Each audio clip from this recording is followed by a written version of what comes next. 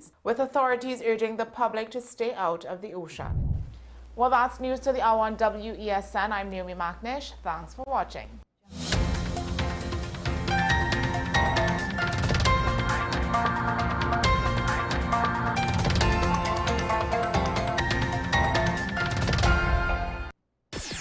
WESN.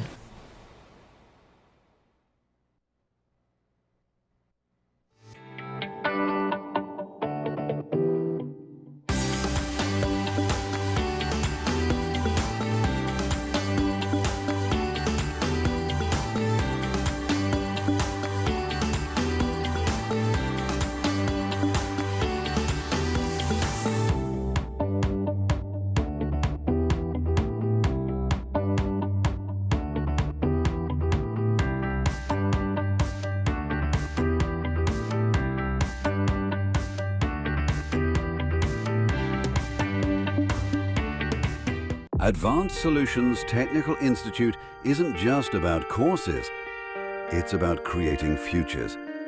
We serve every learner, from the new graduate to the seasoned professional, with engaging, supportive staff and tailored learning plans. Study in the way that works for you and gain skills in business, security, finance, telecoms, fiber optics and beyond. ASTI, training tomorrow's leaders today. KDM Health Limited says, test yourself for STDs in the privacy of your own home. Our self-help test kits for all STDs are available at our wholesale office in Chaguanas.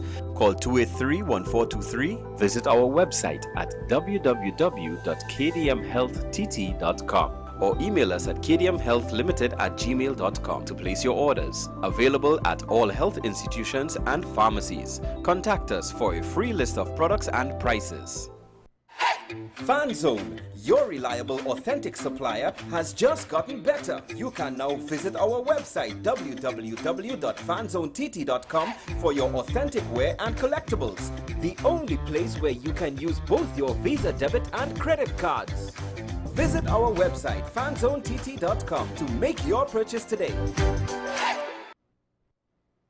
Pastor J, I want to get a tattoo. You really want to me. Respond to me how you would respond to me. The first question I'll ask is why?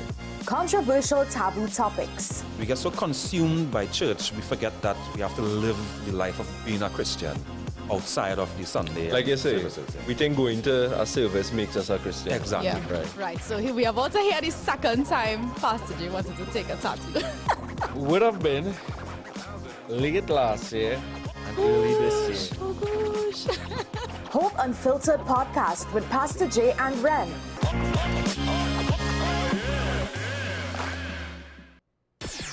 WESN.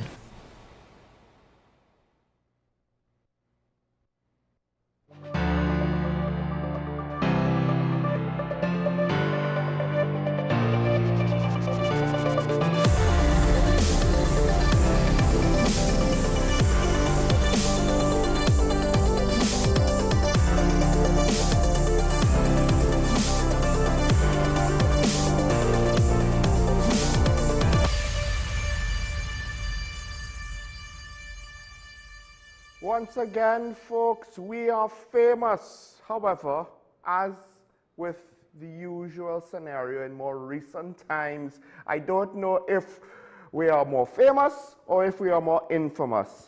I know they say all press is good press, even bad press, but, you know, at this point, I might prefer to go back to the days when we were one of the Caribbean's, you know, hidden gems in perpetuity year after year. Because if this is what it takes to get us out there, and let me be clear, the negative press about us is doing a lot more work to market the island than the government is, or the previous government, to be fair, or the government before that, or the government before that, or the government before that.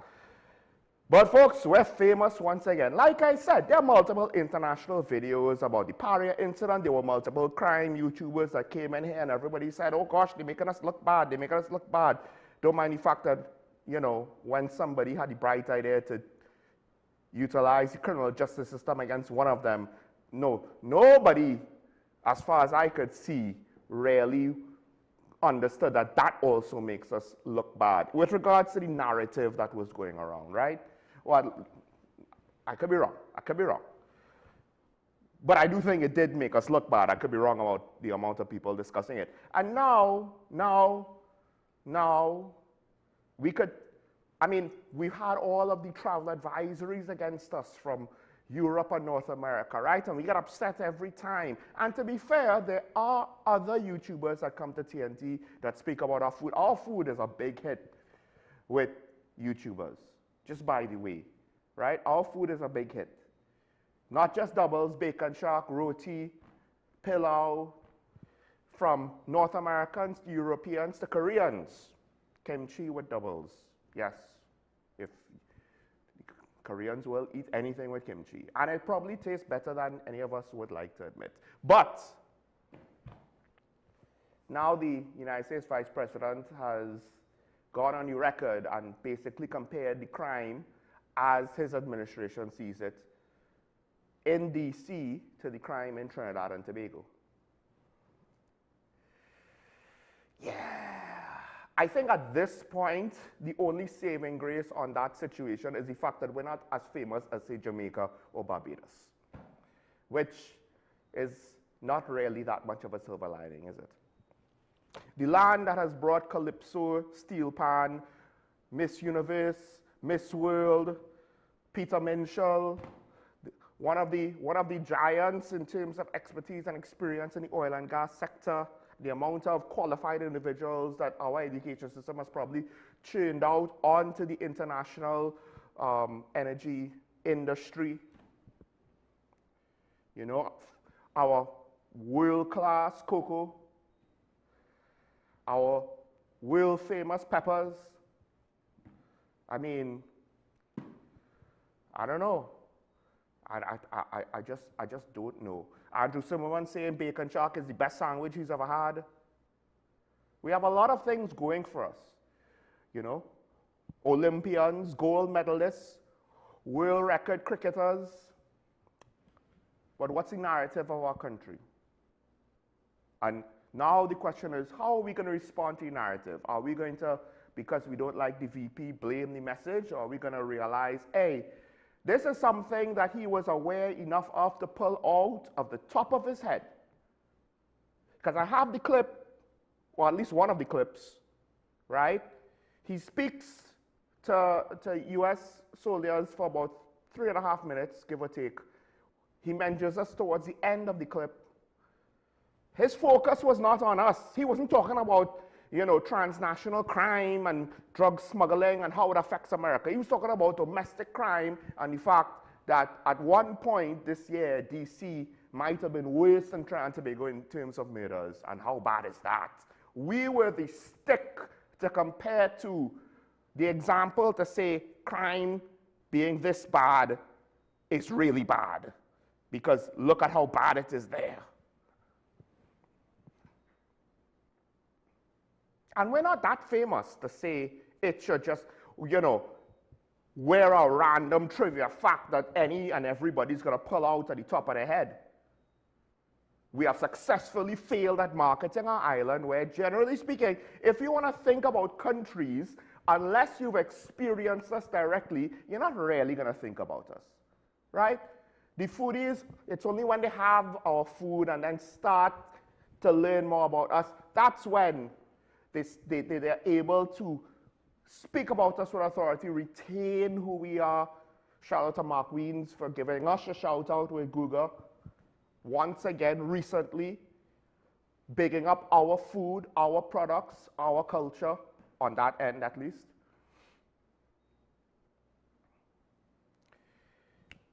But no, we're not Jamaica.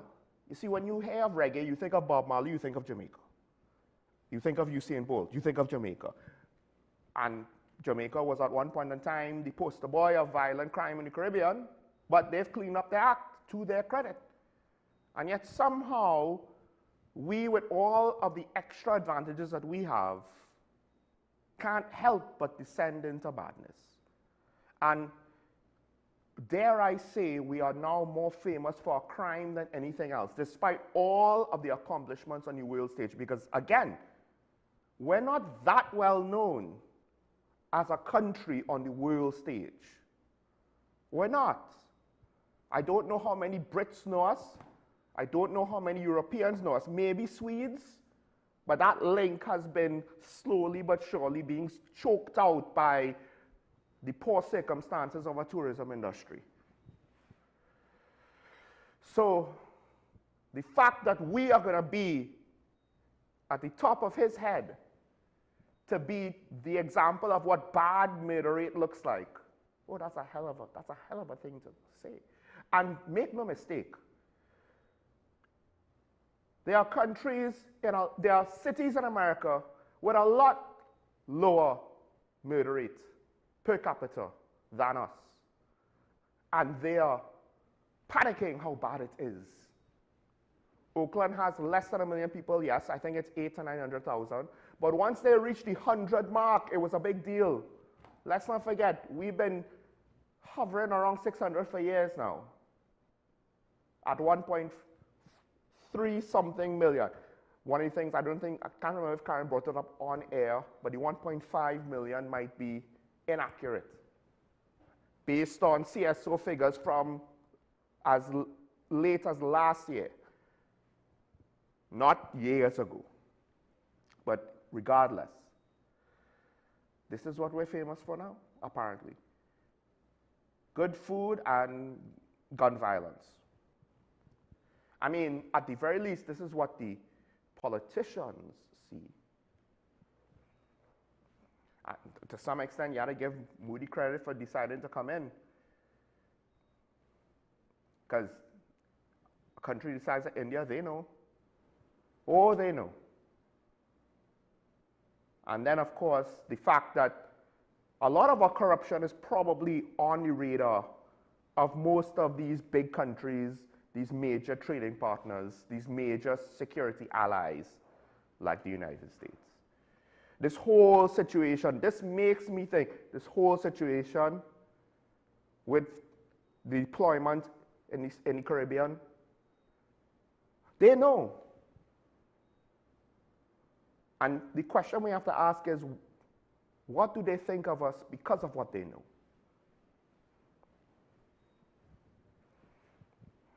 I wonder to what extent, with regards to the travel, not just the travel advisements, but also the visa requirements and the stiffer requirements and the stiffer penalties and all of that jazz. At what point will more of those things apply to us? But anyway, I have the clip. I'll show the clip later on. I'm sure I won't show the clip now. We'll save that for later. Listen, this is not about if the Vice President of the United States is a good man, a good Vice President, if you agree with him or not. Forget that. We ain't famous enough to be at the top of anybody's head unless we have been in the forefront of something for some reason. And maybe it's because of Venezuela, but he made note of our crime statistics, not just what's going on in Venezuela. Anyway, we'll get to that later on. Now, I won't go into it much, just so there are more arrests with regards to what I find interesting with this SOE is that there's a second significant other of a gang leader being arrested because apparently instructions have been going through girlfriends, wives, whatever, right?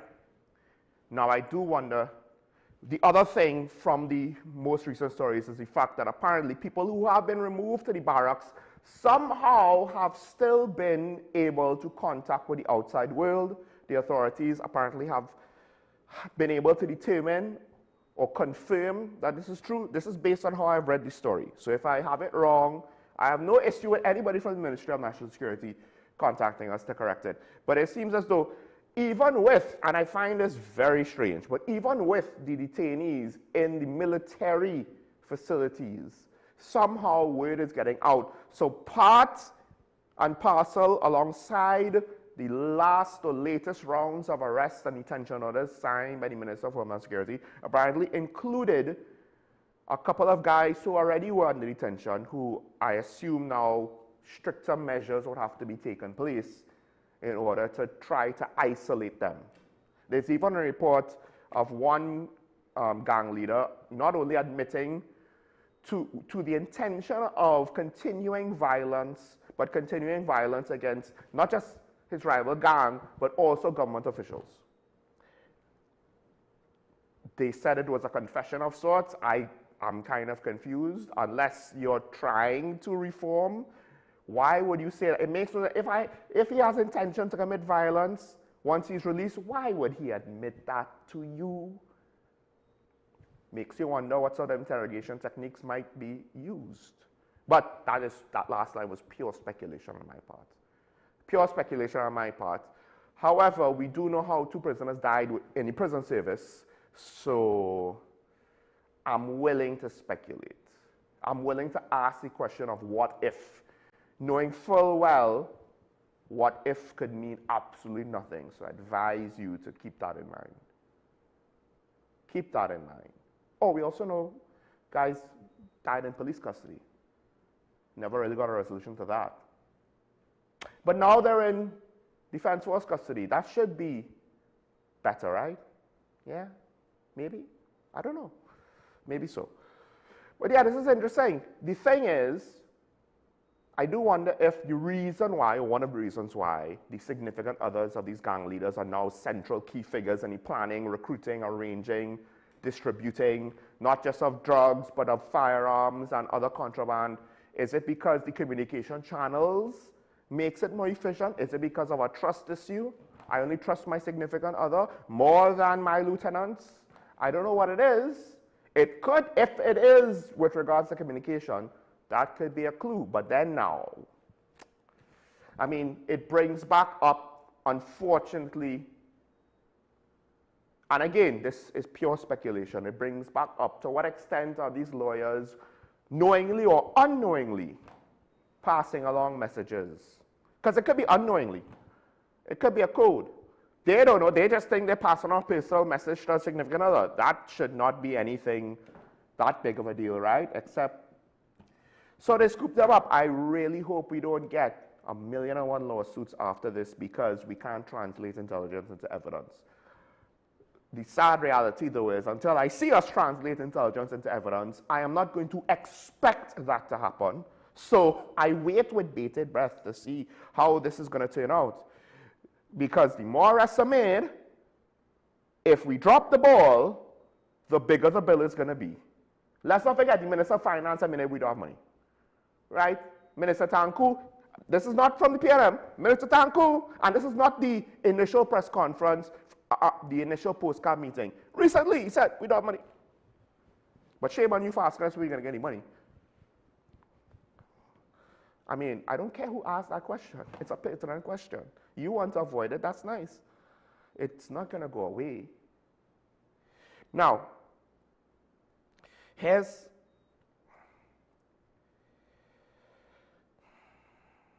there was a situation, I believe, last night. Young man crashed his car. Condolences to his family. I'm not here to say whether or not, how he was driving, if it was risky, if it was safe. I don't know. I don't know what speed he was driving. I don't know how, if he was driving safe. I don't know if he got a bad drive. I don't know. All I will say is to young people, you haven't been driving that long. Maybe be a little bit more careful. And I know that at the end of the day, I could say this, your parents might hear me. Your parents then might say, hey, you see what happened? We had to speak to our kids. Speak to y'all.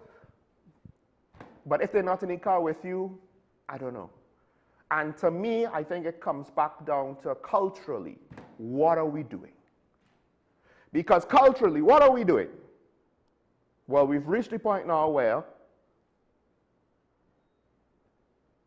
a gentleman reportedly stopped to try to render aid, and he got robbed for it.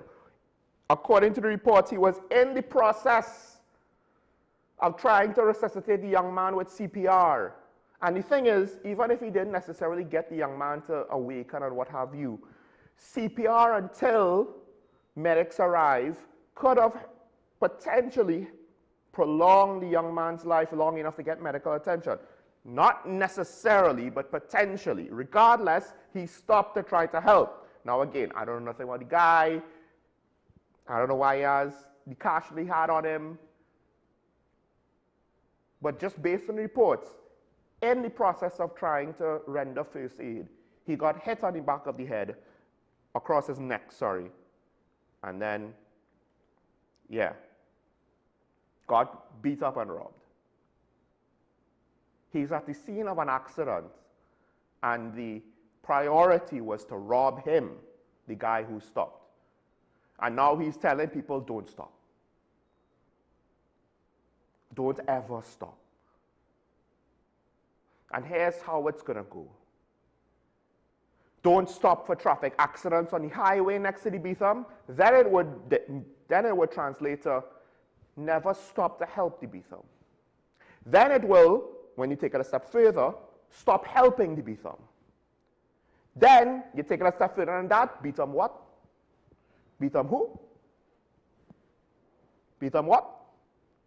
That's how it goes if we allow it to continue to progress. Things like this feed into the negative stereotype.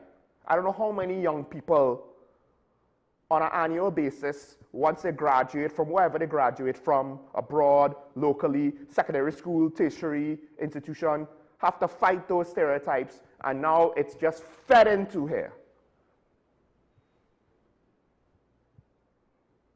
Because a society has a quirk. If you act in a way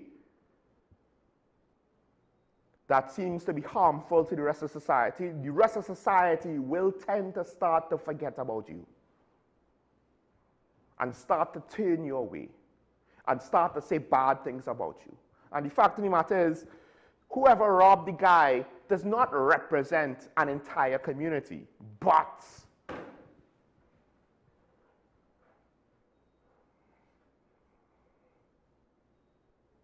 at the end of the day, court of public opinion doesn't have to be fair, folks. No one could control it. It is what it is. You could maybe influence it. You could maybe try to inform it.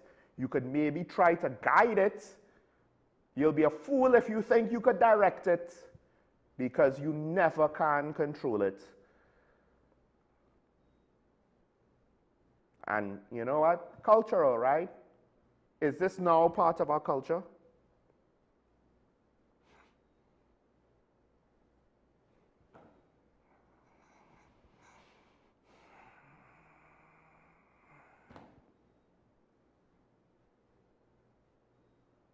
Is this now part of our culture?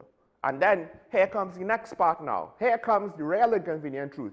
If this happens again, someone has a car accident, and whether or not anyone stops her render aid, because they might not, they might just watch the person drive by while they're dying there on the side of the road because they dare not stop.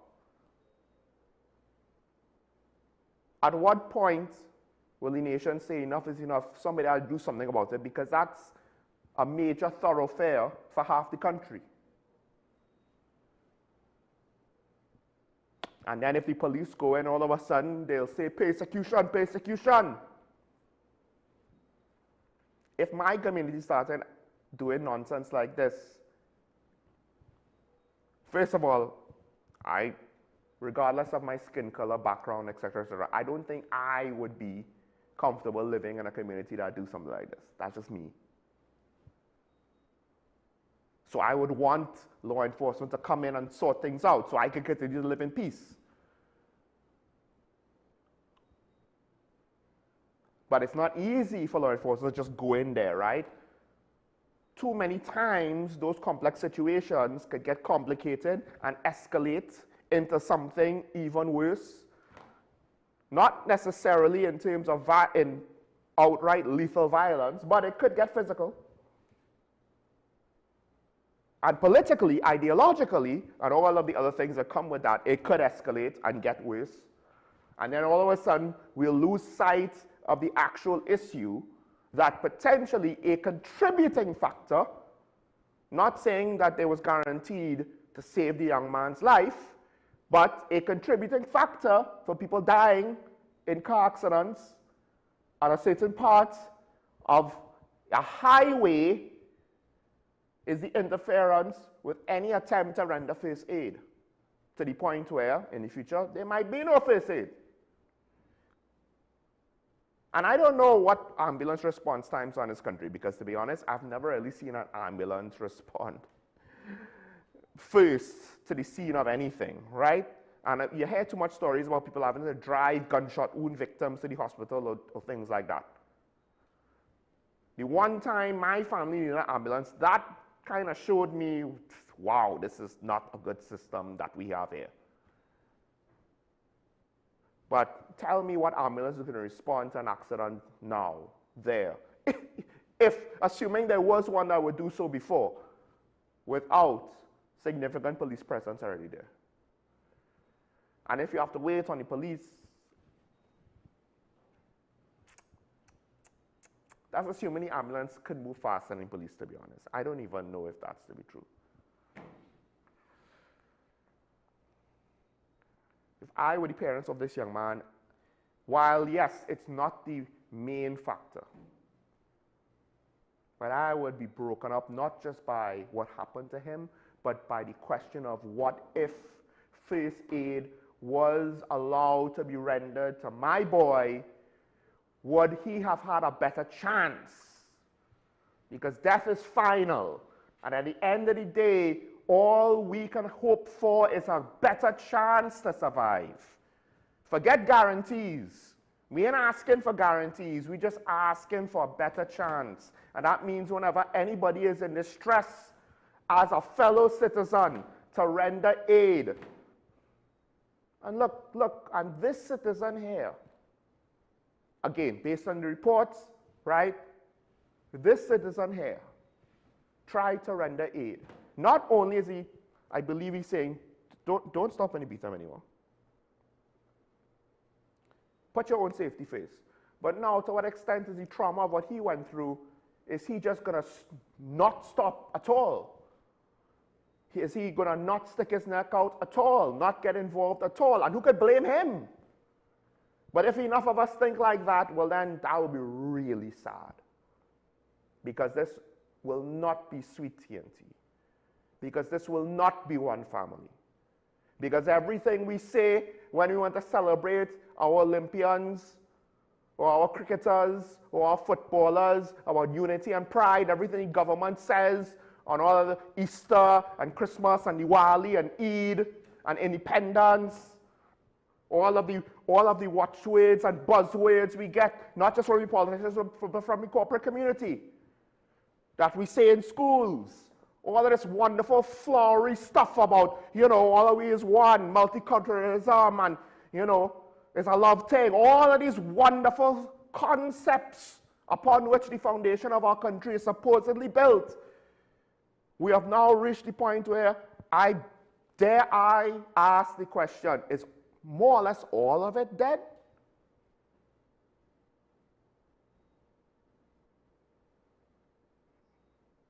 Because we don't know what the circumstances of the accident was. So who here wants to say that it couldn't have been them that suffered an accident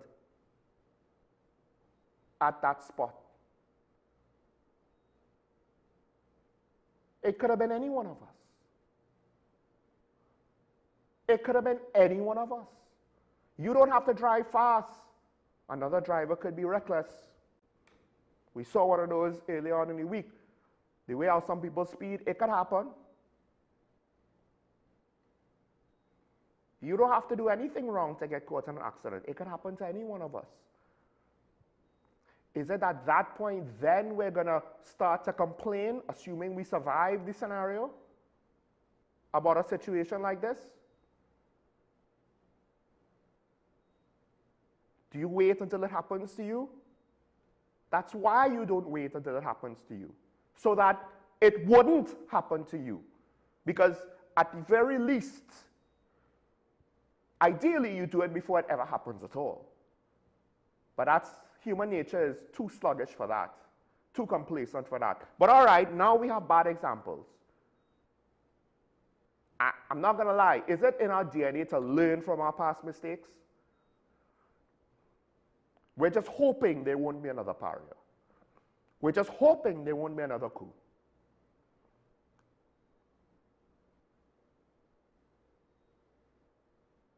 But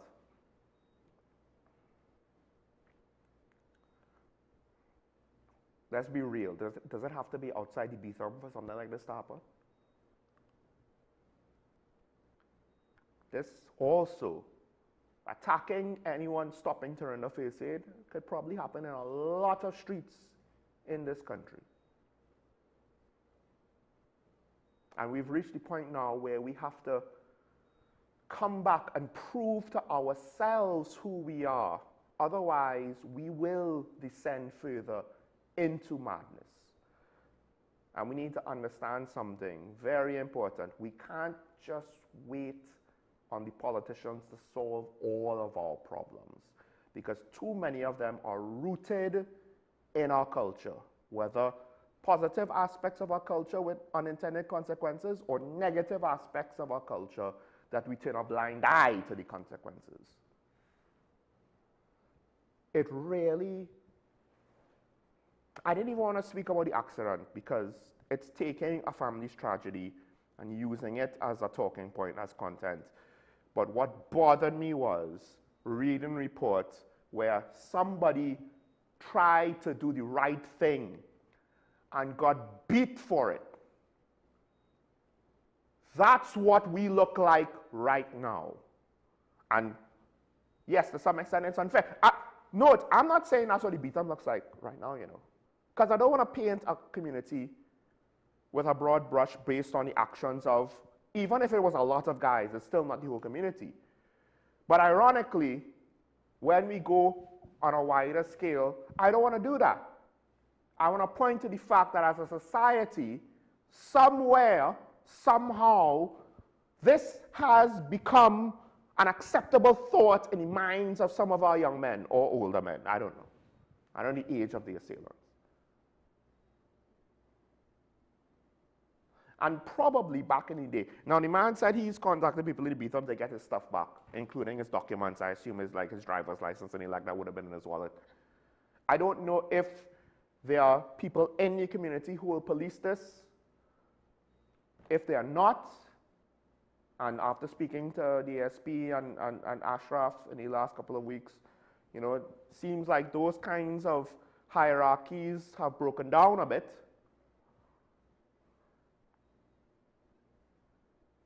But, you know, and yes, to some extent, arrest, convict, punish for whatever people did wrong to hold them accountable. Yes, that is the standard. That's what should be done. But in this case, I'm not that concerned about that. What I'm concerned about is the fact that this sentiment might not be unique to these assailants alone. This might be something that might be more pervasive in our social, cultural identity in 2025.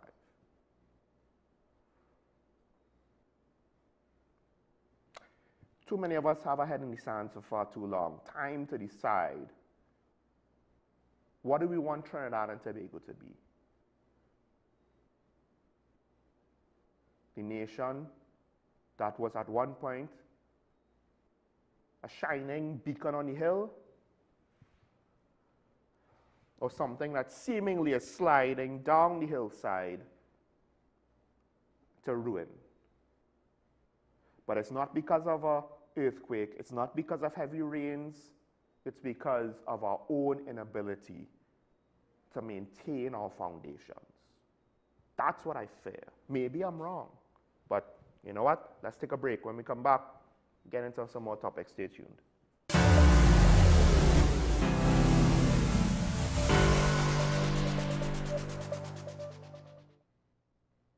Advanced Solutions Technical Institute isn't just about courses, it's about creating futures.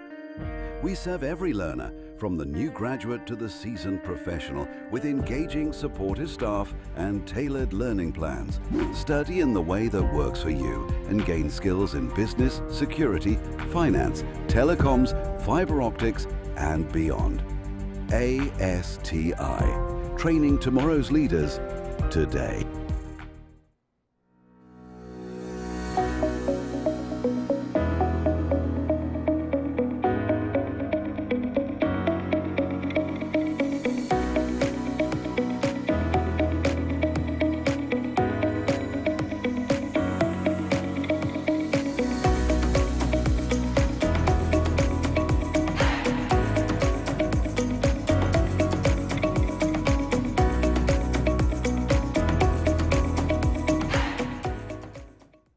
KDM Health Limited says, test yourself for STDs in the privacy of your own home. Our self-help test kits for all STDs are available at our wholesale office in Chaguanas. Call 283-1423. Visit our website at www.kdmhealtht.com or email us at kdmhealthlimited@gmail.com to place your orders. Available at all health institutions and pharmacies. Contact us for a free list of products and prices.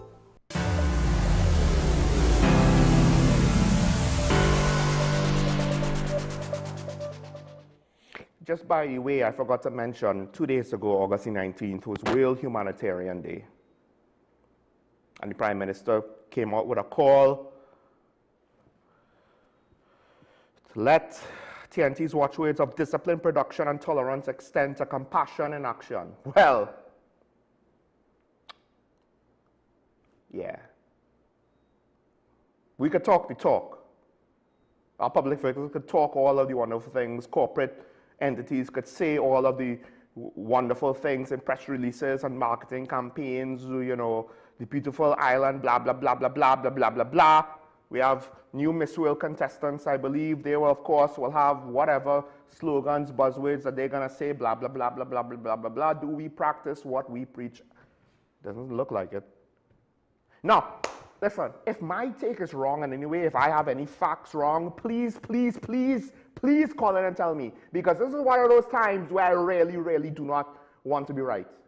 I would much rather have all the egg on my face than have to settle into the long-term realization that this is the way that things are shaping up to be and might get going down this direction worse in the future. Because look, even the Prime Minister apparently got it wrong with Brian Lara's contract with TSTT.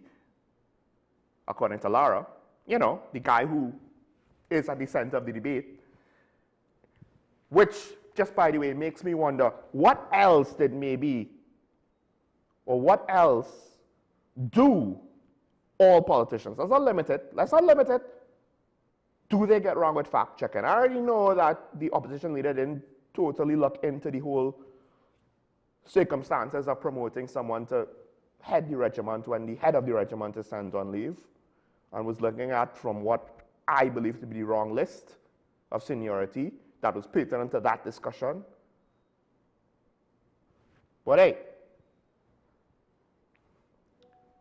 we'll see how it goes. Just before we go into the review, I see a comment.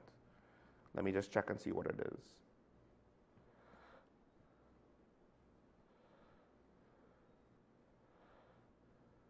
All right, we'll hold off on the comment. Okay, we'll see it, all right. For years, Trinidad has wisely followed a foreign policy of non-interference in internal affairs in other countries. UNC has reversed that position, interfering in the internal affairs of Venezuela, describing it as a narco state, etc., with imminent direct conflict between the US and Venezuela. Our country is now exposed to danger. Here's the thing. To be fair, and I believe Karen said this years ago, Dr. Rowley did not attempt to commit us, but Venezuela was affecting us. So you have to ask, are we interfering with them, or is their internal nonsense affecting us? And we have to respond. Here's the more cynical explanation. The PNM treated Maduro differently because they wanted Dragon. The UNC is not willing to continue that line of thought because the PNM were committed to that line of thought, to that strategy, and they can't do anything that the PNM was doing, that the PNM publicly claims to be theirs, so they have to counter it. This is the most cynical take, which unfortunately might be very well true, that it's not the UNC interfering with Venezuela, it's really our internal politics just expressing itself in a different way. The PNM wanted Dragon, so the UNC can't want Dragon. But make no mistake though, the situation in Venezuela is not a healthy one. And they're our immediate neighbor. And if you want to say, oh, we shouldn't get involved, listen, it's one thing, it's already bad enough if you don't want to call out your neighbor for domestic violence. But it's another thing when the domestic violence is going to come into our house. Let's be frank now. You understand?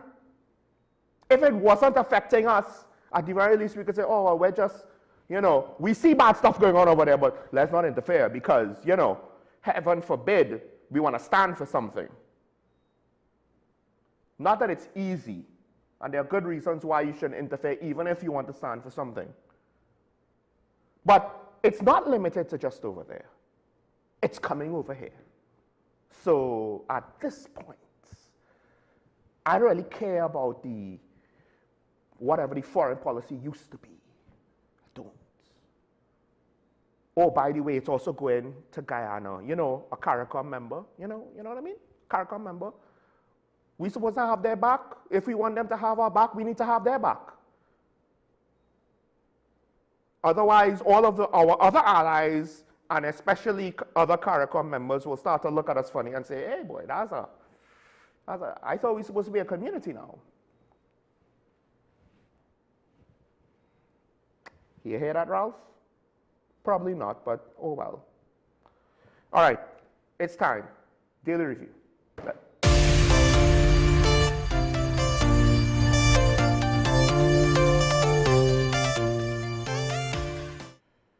All right, so haven't spoken about it all week. Stories continue to come in on the situation. We're talking about the death threats to ministers. This is one of those things. Some people think it's a smokescreen.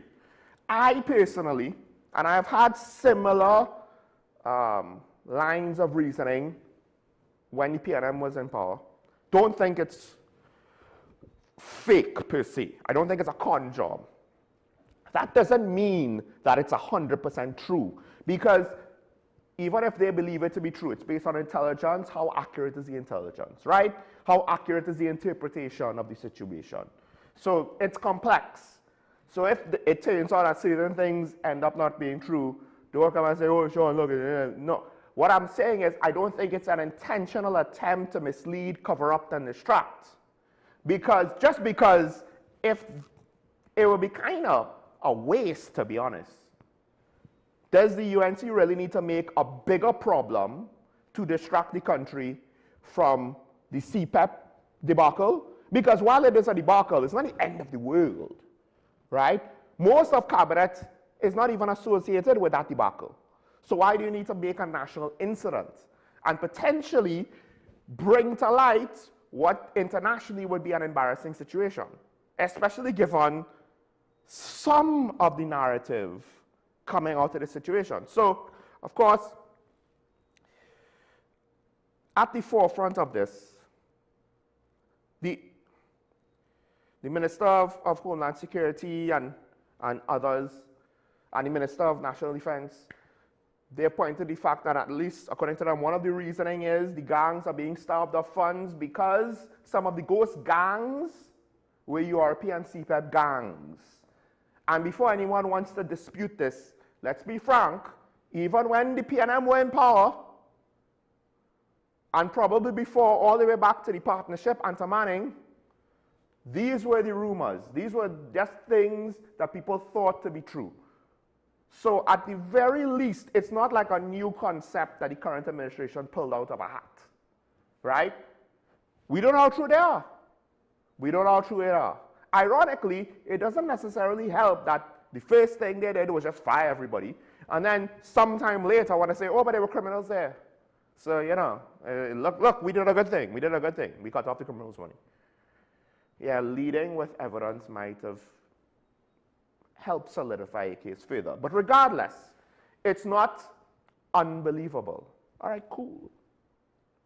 So some people might say, why the Minister of Defense, National Defense, Wayne Sturge? Let's put him back up, because this is interesting. The thing with Minister Sturge, so there are reports that certain people wanted what they felt owed to them because of whatever they did on behalf of the party and on the MP stage of Sandy Grande in particular. One of the things reported is they wanted a certain person to be promoted within the national security apparatus, the defense force. Could have been maybe the regiment. Another thing is with regards to potential, I don't know, contracts or the like. Let me get to the. And one of the daily newspapers went into San Grande, spoke to some residents, right?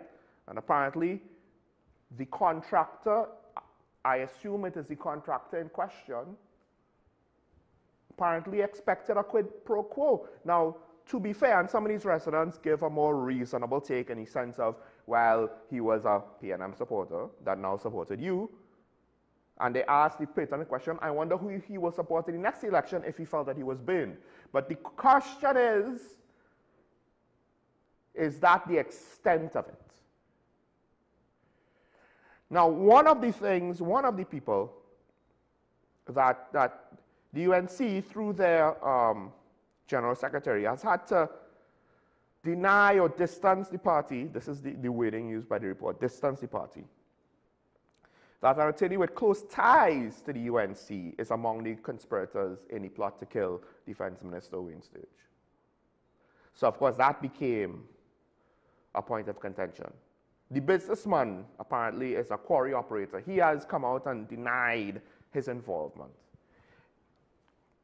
To be honest, if you get a scriptwriter, you could write one hell of a political thriller or gangster movie. Do we have any evidence that is true? We don't know. But that, to some extent, potentially answers the question, why is Minister Sturge targeted more than anybody else? There was the incident, and I believe it was consultations. I think it was the consultations in San Grande when that incident happened. Now, we don't know if the gentleman involved just wanted to be mad, maybe have a verbal confrontation with the minister and then chickened out when they saw his protection detail wasn't messing around, or if it was something worse.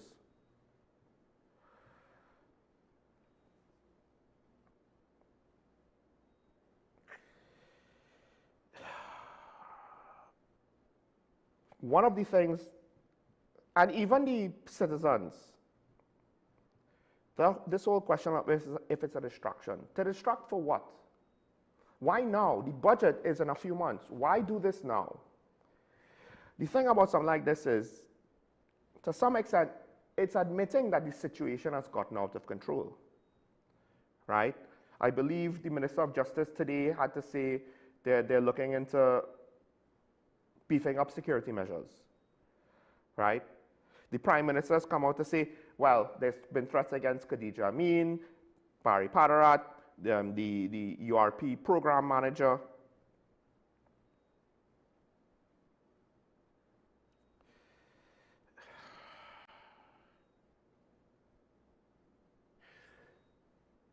But there's been more than one report that, in parts, it's because he resisted demands to install certain people in certain jobs.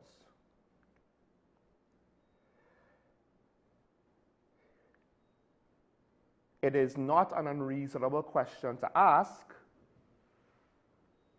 on this line. Who did you make promises to?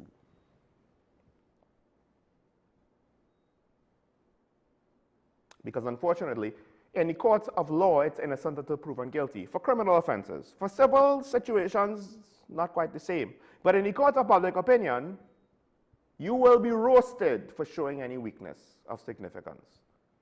And the perception will run with it.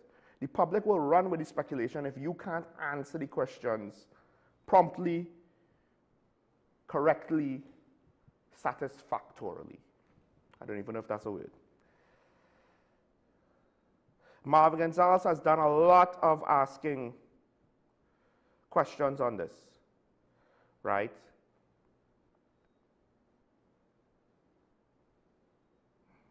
One of the questions is whether or not a recent Senate senior state board appointee is the attorney with close ties to UNC government who is alleged to be a conspirator. Now, that's a bit specific.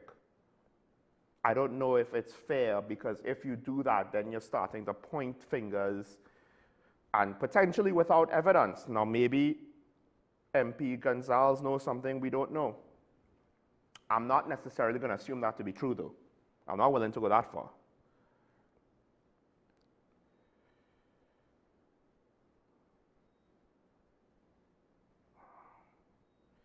And MP Gonzalez points out, even when he was younger, this is what was done. Around the time of the elections in years gone by, accusations of gangs intimidating voters and the like.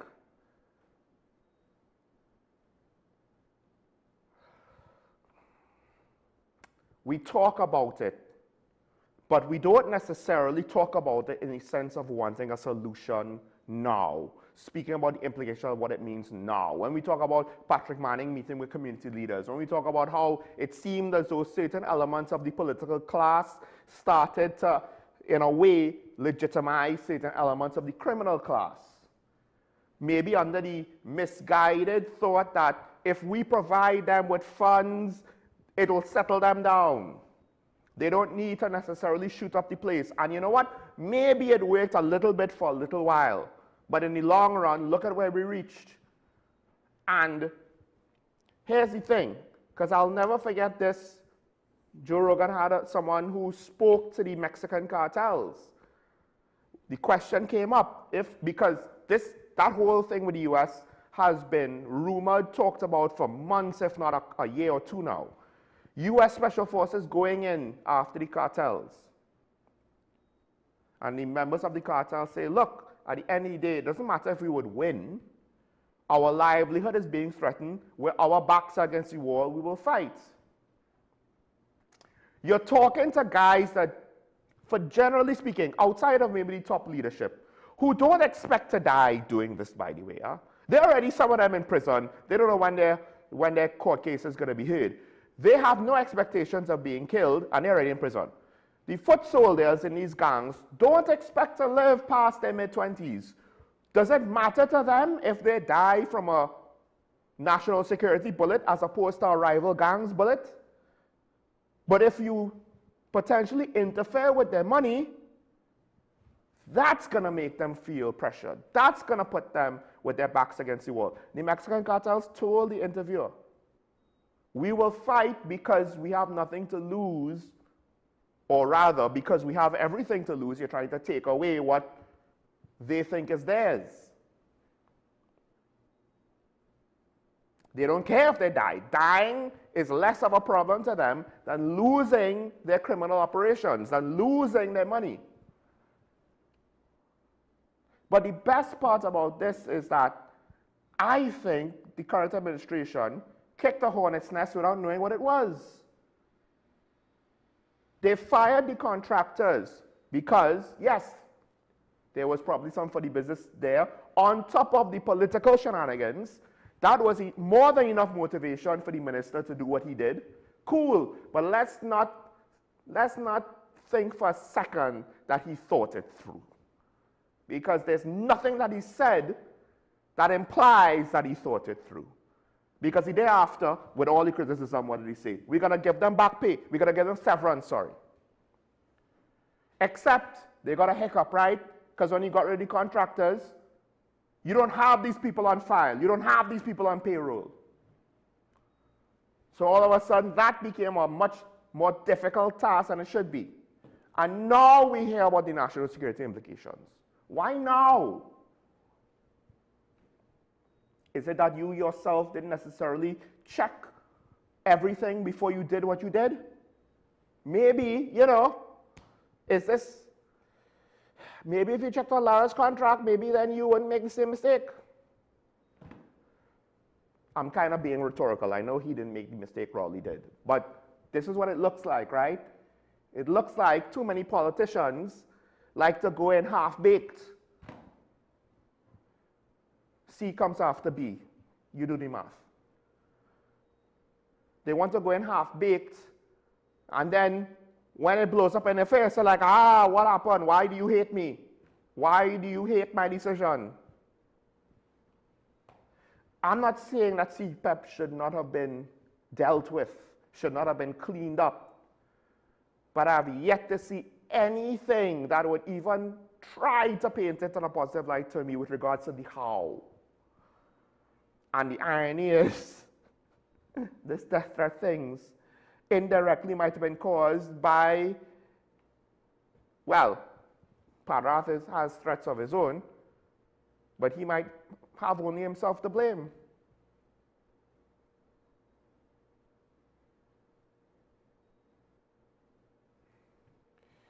A criminologist, Dr. Randy C. Prasad, also spoke on this. He says it's troubling, and I think, that's somewhat of an understatement.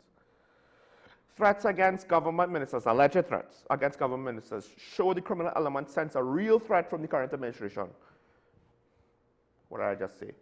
A real threat in the sense of if you take away their money, they tangibly could feel the loss. What used to be in this hand is no longer in this hand, therefore, pew pew. Not that the criminals are thinking it out. But again, when you don't expect to live past 25 or 23, no one has ever accused anyone in that position with that mindset of thinking things through for the long term. Let's not start to expect them to all of a sudden have 20-year plans for their life. They're making bad decisions in the sense of they really seemingly don't care if they die. So the normal consequences society will inflict on them don't apply.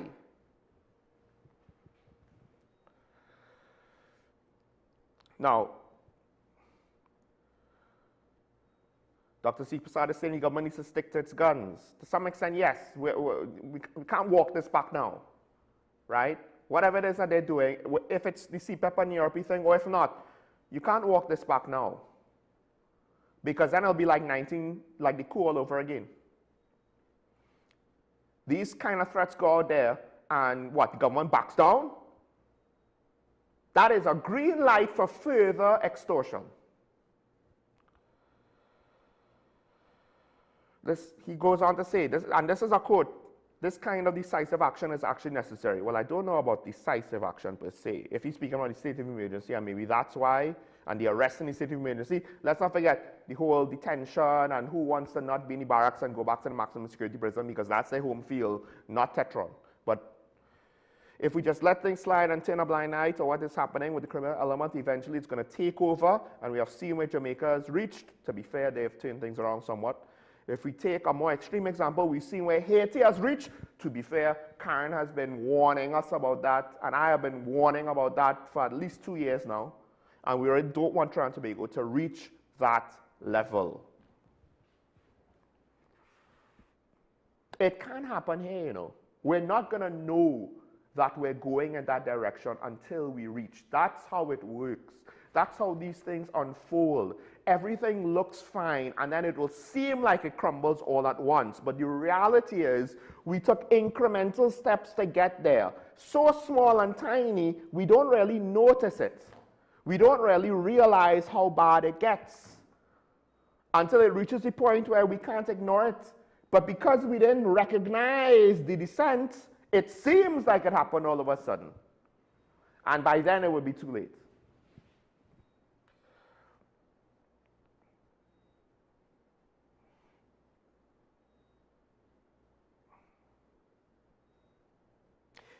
It is indeed troubling that criminal elements would attempt to target or threaten government ministers. It really speaks to a couple of things. One has to be the level at which the criminal element has been emboldened.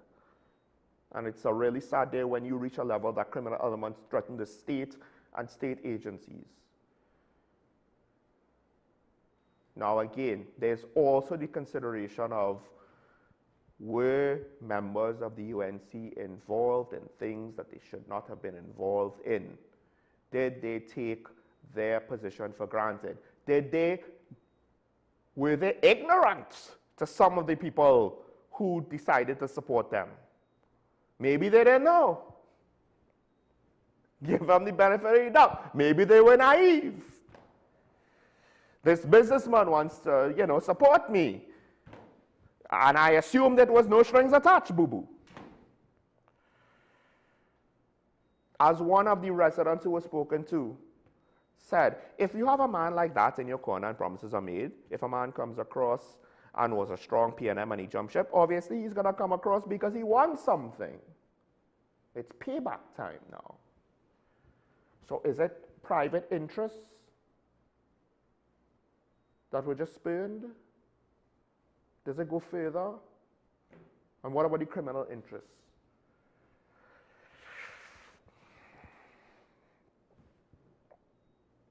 And this is the other thing. And I mentioned this earlier. If your intelligence is so straight, why you air hole him for questioning? Especially under the SOB with all these powers.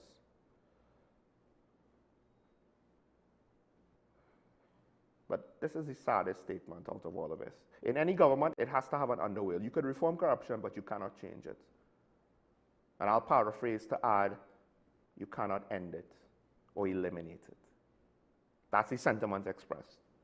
And I get it. The logical side of my brain understands that you'll never eliminate the ugly side of a society. But still,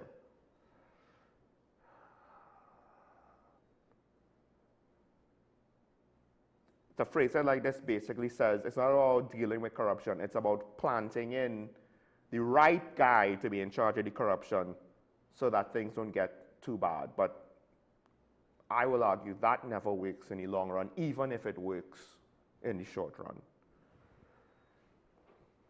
But I wonder if, again, our politicians have been trying to do things like that, not realizing that they're undermining the criminal justice system. Or maybe the undermining of the criminal justice system was in part to facilitate that. When you make deals with the devil. But the problem is, the devil always wins. No one ever one-ups the devil. No one ever outsmarts the devil. You make a deal with the devil, it will come back to bite you. You don't pull one over on him. That's why you stay away from him. He doesn't have your best interest at heart. He's not making a deal to help you. There's no equal quid pro quo there.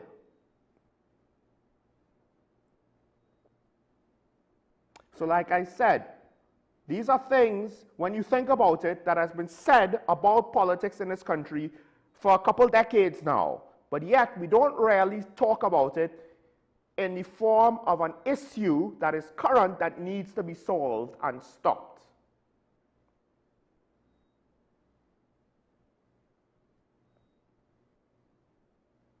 Because maybe some of the crime at the top is too connected. The only way to deal with it, if that is true, is if the voters really started to think for themselves and not just get caught up in the bubble and the cheerleading for whatever side they think they're on. Because at some point, there's a potential reality that is harsh. There are no sides. Because no one is fighting for TNT.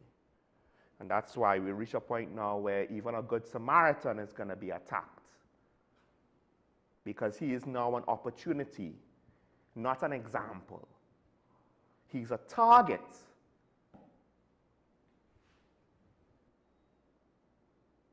Hell of a way to live. All right. In the time that we have left, let's cue this and see what the U.S. Vice President had to say about us.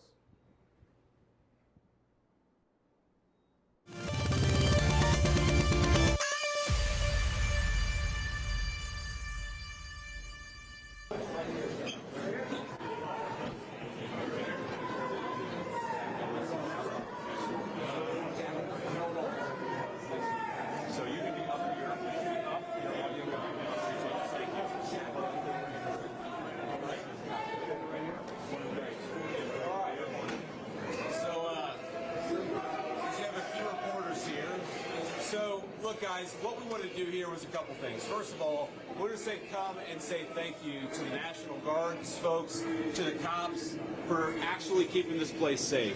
If you look at what's happened in Washington, D.C. in just the past 9 days, we've seen a 35% reduction in violent crime. We've seen over a 50% reduction in robberies. We are seeing really substantial effects because these guys are busting their ass. So I wanted to come here, highlight what they're doing, say thank you in person, obviously pass out a few burgers, but most of all, just send a message to the American people. Look, We don't have to live like this. We do not have to allow our cities to be taken over by violence and by disorder and by chaos.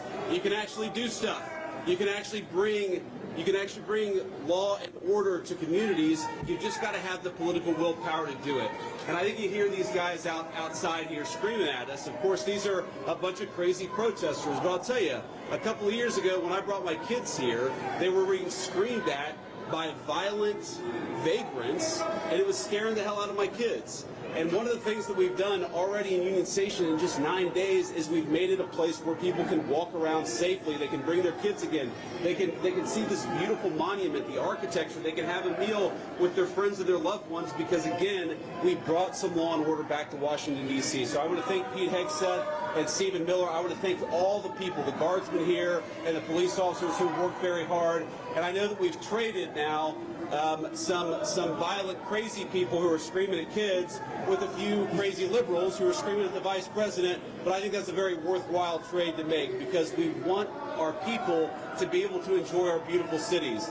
And the last thing I'll say is to the American people, D.C. is already safer than it was 9 days ago, but we're going to make it safer still to come. This is your city.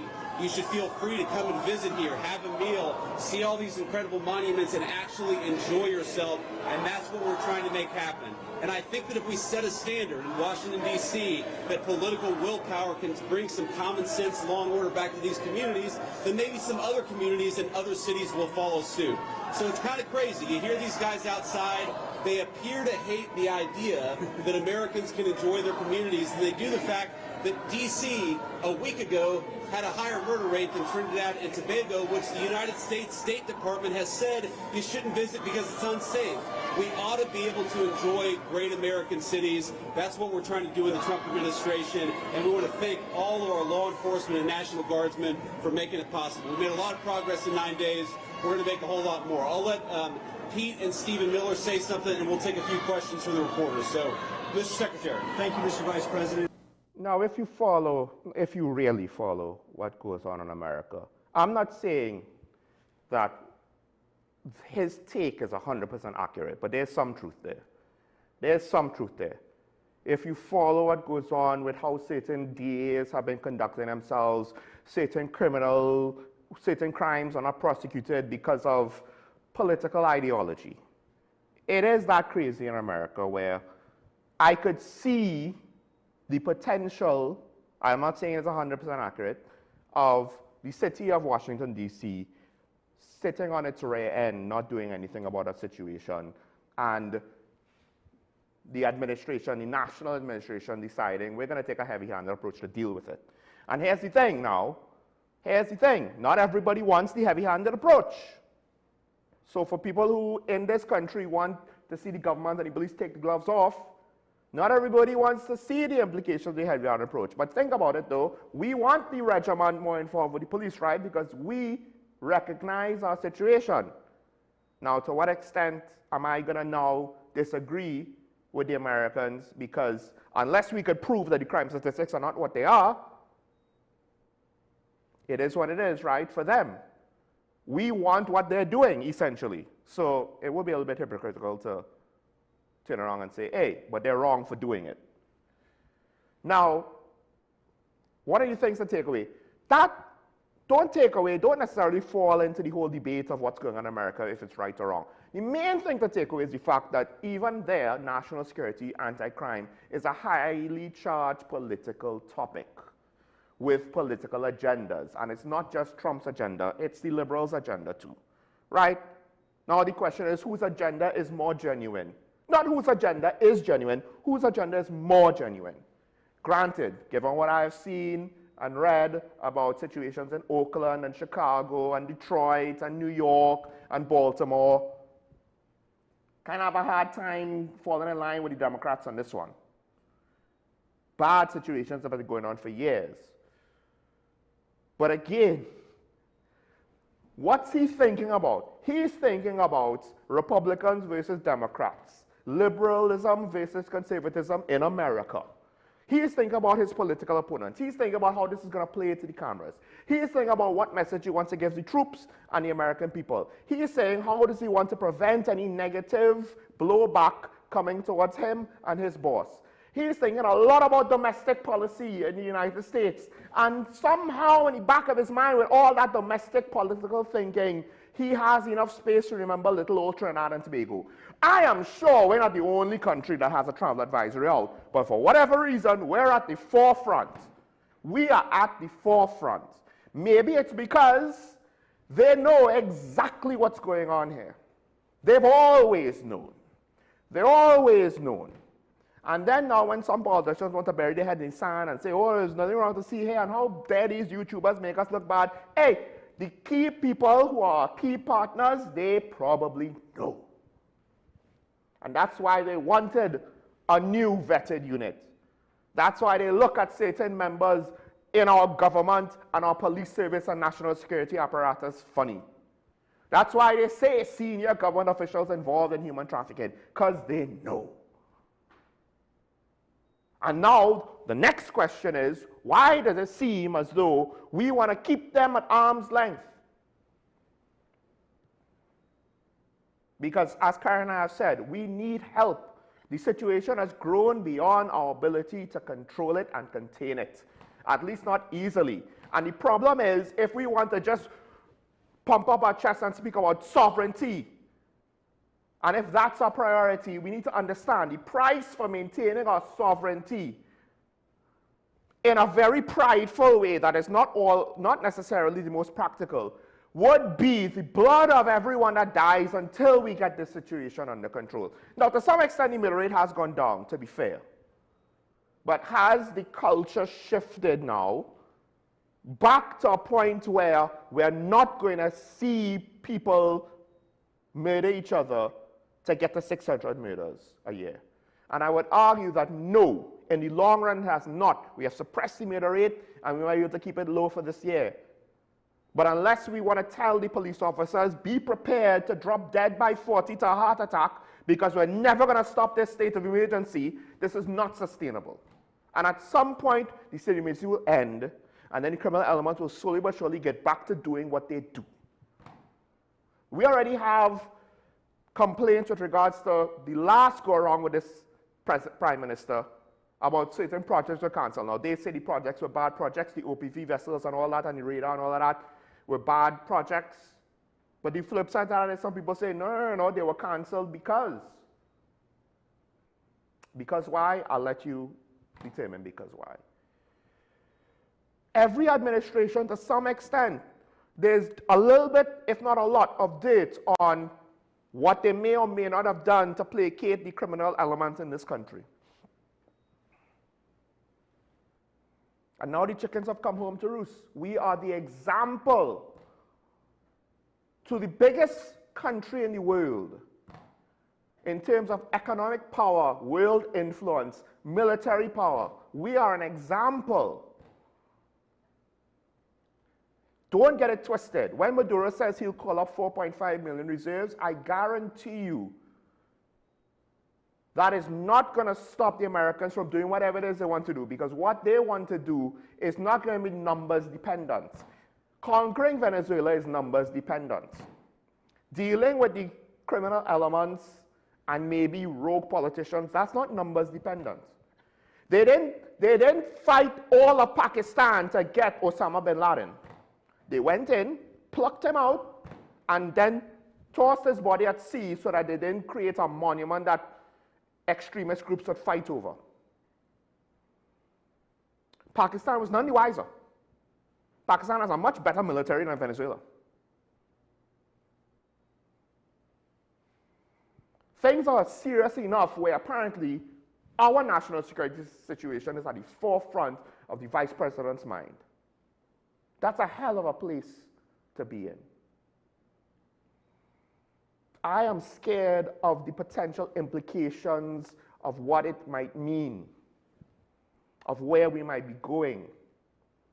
As Dr. C. Prasad said, it's a hell of a thing when they start to threaten politicians openly. According to one report in today's Newsday, apparently one of these gang leaders all but confessed. Now, it doesn't make sense to me why he would do it, why he would confess to these things in this manner, but all but confess. If and when he gets out, he's going to continue gunning for politicians. He is going to continue with the violence. He has no intention to stop.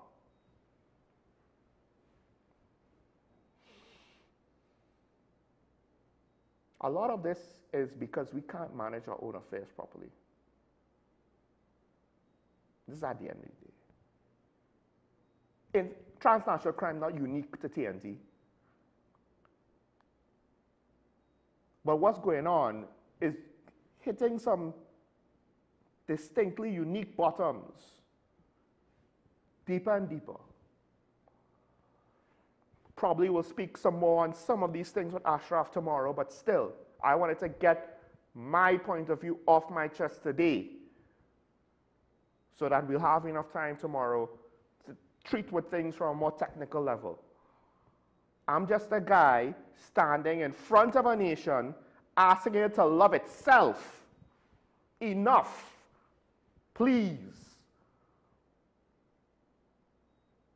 The first time I was on air on this network, I can't remember what we were talking about. I think it might have been something to do with regards to the economy and how we were spending our money, how we were planning our finances, how we were potentially making bad decisions that would affect not just us now, but our children's children's children. This crime situation, think about where it started. It didn't happen overnight, but somehow we jamming still from 100 to 300 to 500 to 600.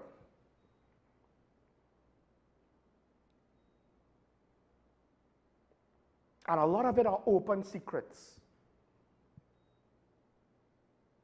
A lot of it are open secrets.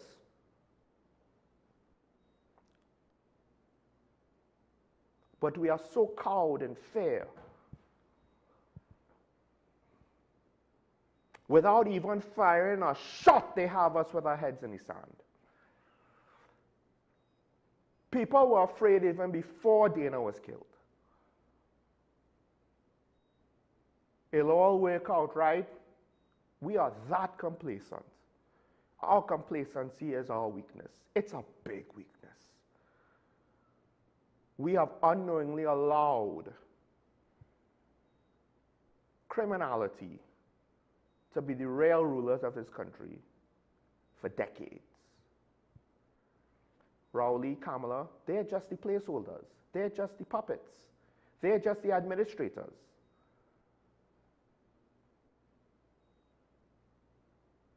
Yeah, we have a state of emergency. Is it over? No. It's not the first time we've had a state of emergency.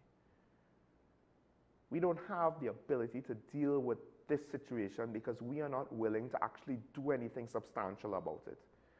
Okay, they made arrests. Prove to me that these arrests are going to stick. Turn intelligence into evidence on something, anything. And by the way,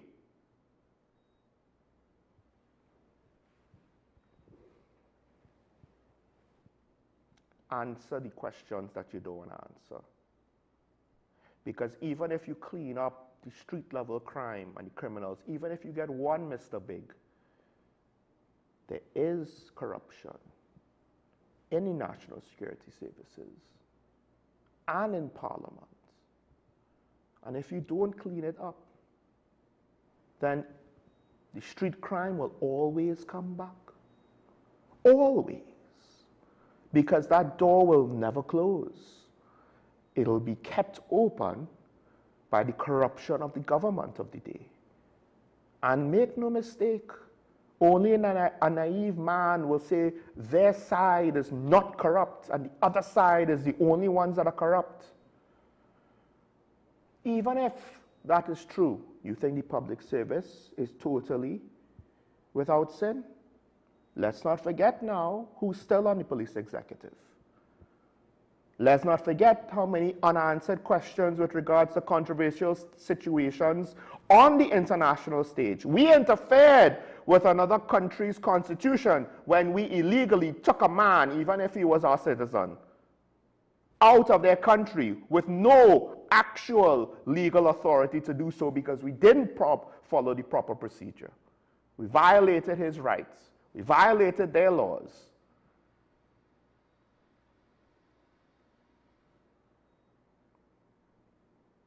Let's take another break. We'll open the phone lines with the time we have left. Stay tuned.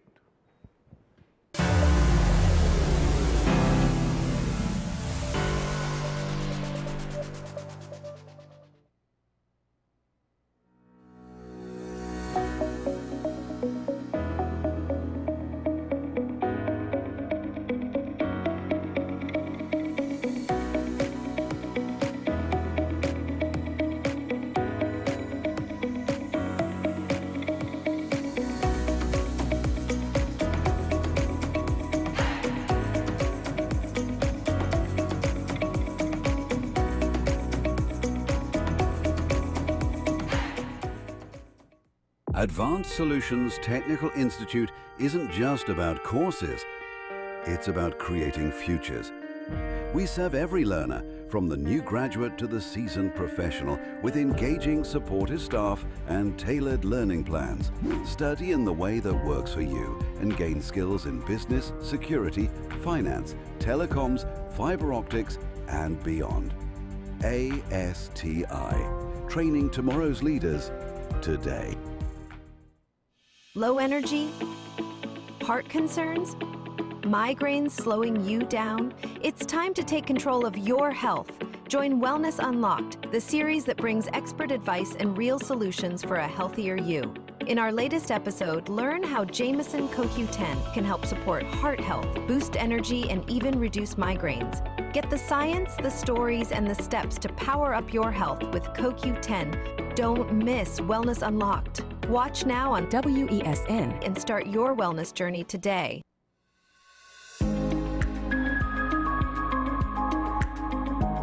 If you've gotten to the point where you have the aches and pains and they're on a daily basis, they're not transient anymore, then it's probably gone already a little bit too far, right?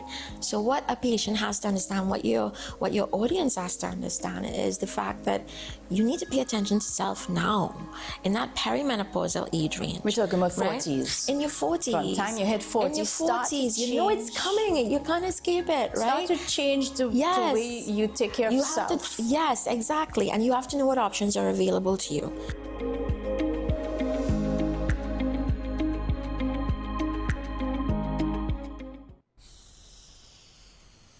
If these walls could talk, they'd cry uncle.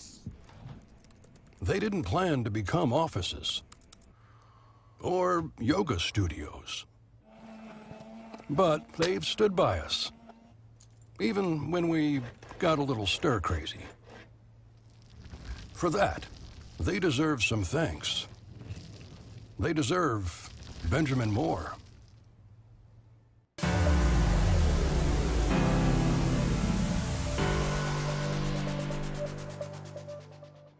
Welcome back to Talking About. The phone lines are open. You can call in and have your say. We have our first caller. Just want to remind people, mute your television when you get on the air. And with that said, Faizabad, good morning. You're on the air. Good morning, Sean. Good morning, Trinidad and Tobago. Sean, I have a couple issues I would want to touch on. Sure. I would start with the BTOM. Yes? The behavior of the people on the BTOM, I can safely say, was facilitated by the PNM and has been facilitated by the PNM as a voter bank, and they were allowed to behave in a certain way. And blind eyes were being turned on them all the time. It has now reached a stage where it has become unmanageable, where they even tell you that people from South are no longer entitled to come to Port of Spain. I heard those remarks a couple of years ago. Once they recognize that you are not a supporter of the PNM, and the PNM facilitated that type of behavior, this is the reward for supporting that. Secondly, the Maduro issue, the Venezuelan issue. I want you to remember, based on humanitarian grounds, we allowed, as they would want to say, 16,000 Venezuelans to come in. It's more like 60,000. Of course, not only good citizens would have come in with that bringing in, they would have some miscreants coming in as well. And I want to say with the Dragon Deal issue, and I hear you laboring about it, you know, the UNC government today understand the fallout in the geopolitics that it is going to have on the economy of Trinidad and Tobago. So I don't think it's so much of a PNN UNC thing as you want to put it across this morning. It is more about the geopolitics and what would benefit Trinidad and Tobago. And we are at the bottom of the barrel, and we would require all the assistance that is needed. So, of course, they had to behave the way they are behaving in supporting the policies of the American government. Thirdly, with Wayne Sturge and Company and the SOE. The SOE, to me, is bearing fruit. And I think it's premature for us to pass judgment. I've been hearing you, with your opinions, which I respect. Yeah. And you know that nothing is going to come out of it. We're going to see. Give it a chance. It will work. I am seeing it working. And so, with respect to the detention order for the females, as you're saying, I think that was signed since the 19th of July. Yes? I think you should do a little bit of research. No, I think there was a report of an accept.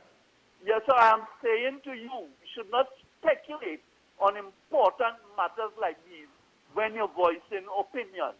Okay, we must come with the facts because you have Trinidad and Tobago listening to what you have to say. Yes? So I am saying there are certain issues that we cannot just speculate. We need to do a little bit of research as journalists. So hold on. I just want to find out what exactly, with regards to this point you're making, what did I say that was wrong on the detention orders? Well, what you were suggesting is that we are picking up people haphazardly. Yes? I won't agree with that, but no, you're free to disagree. Yeah.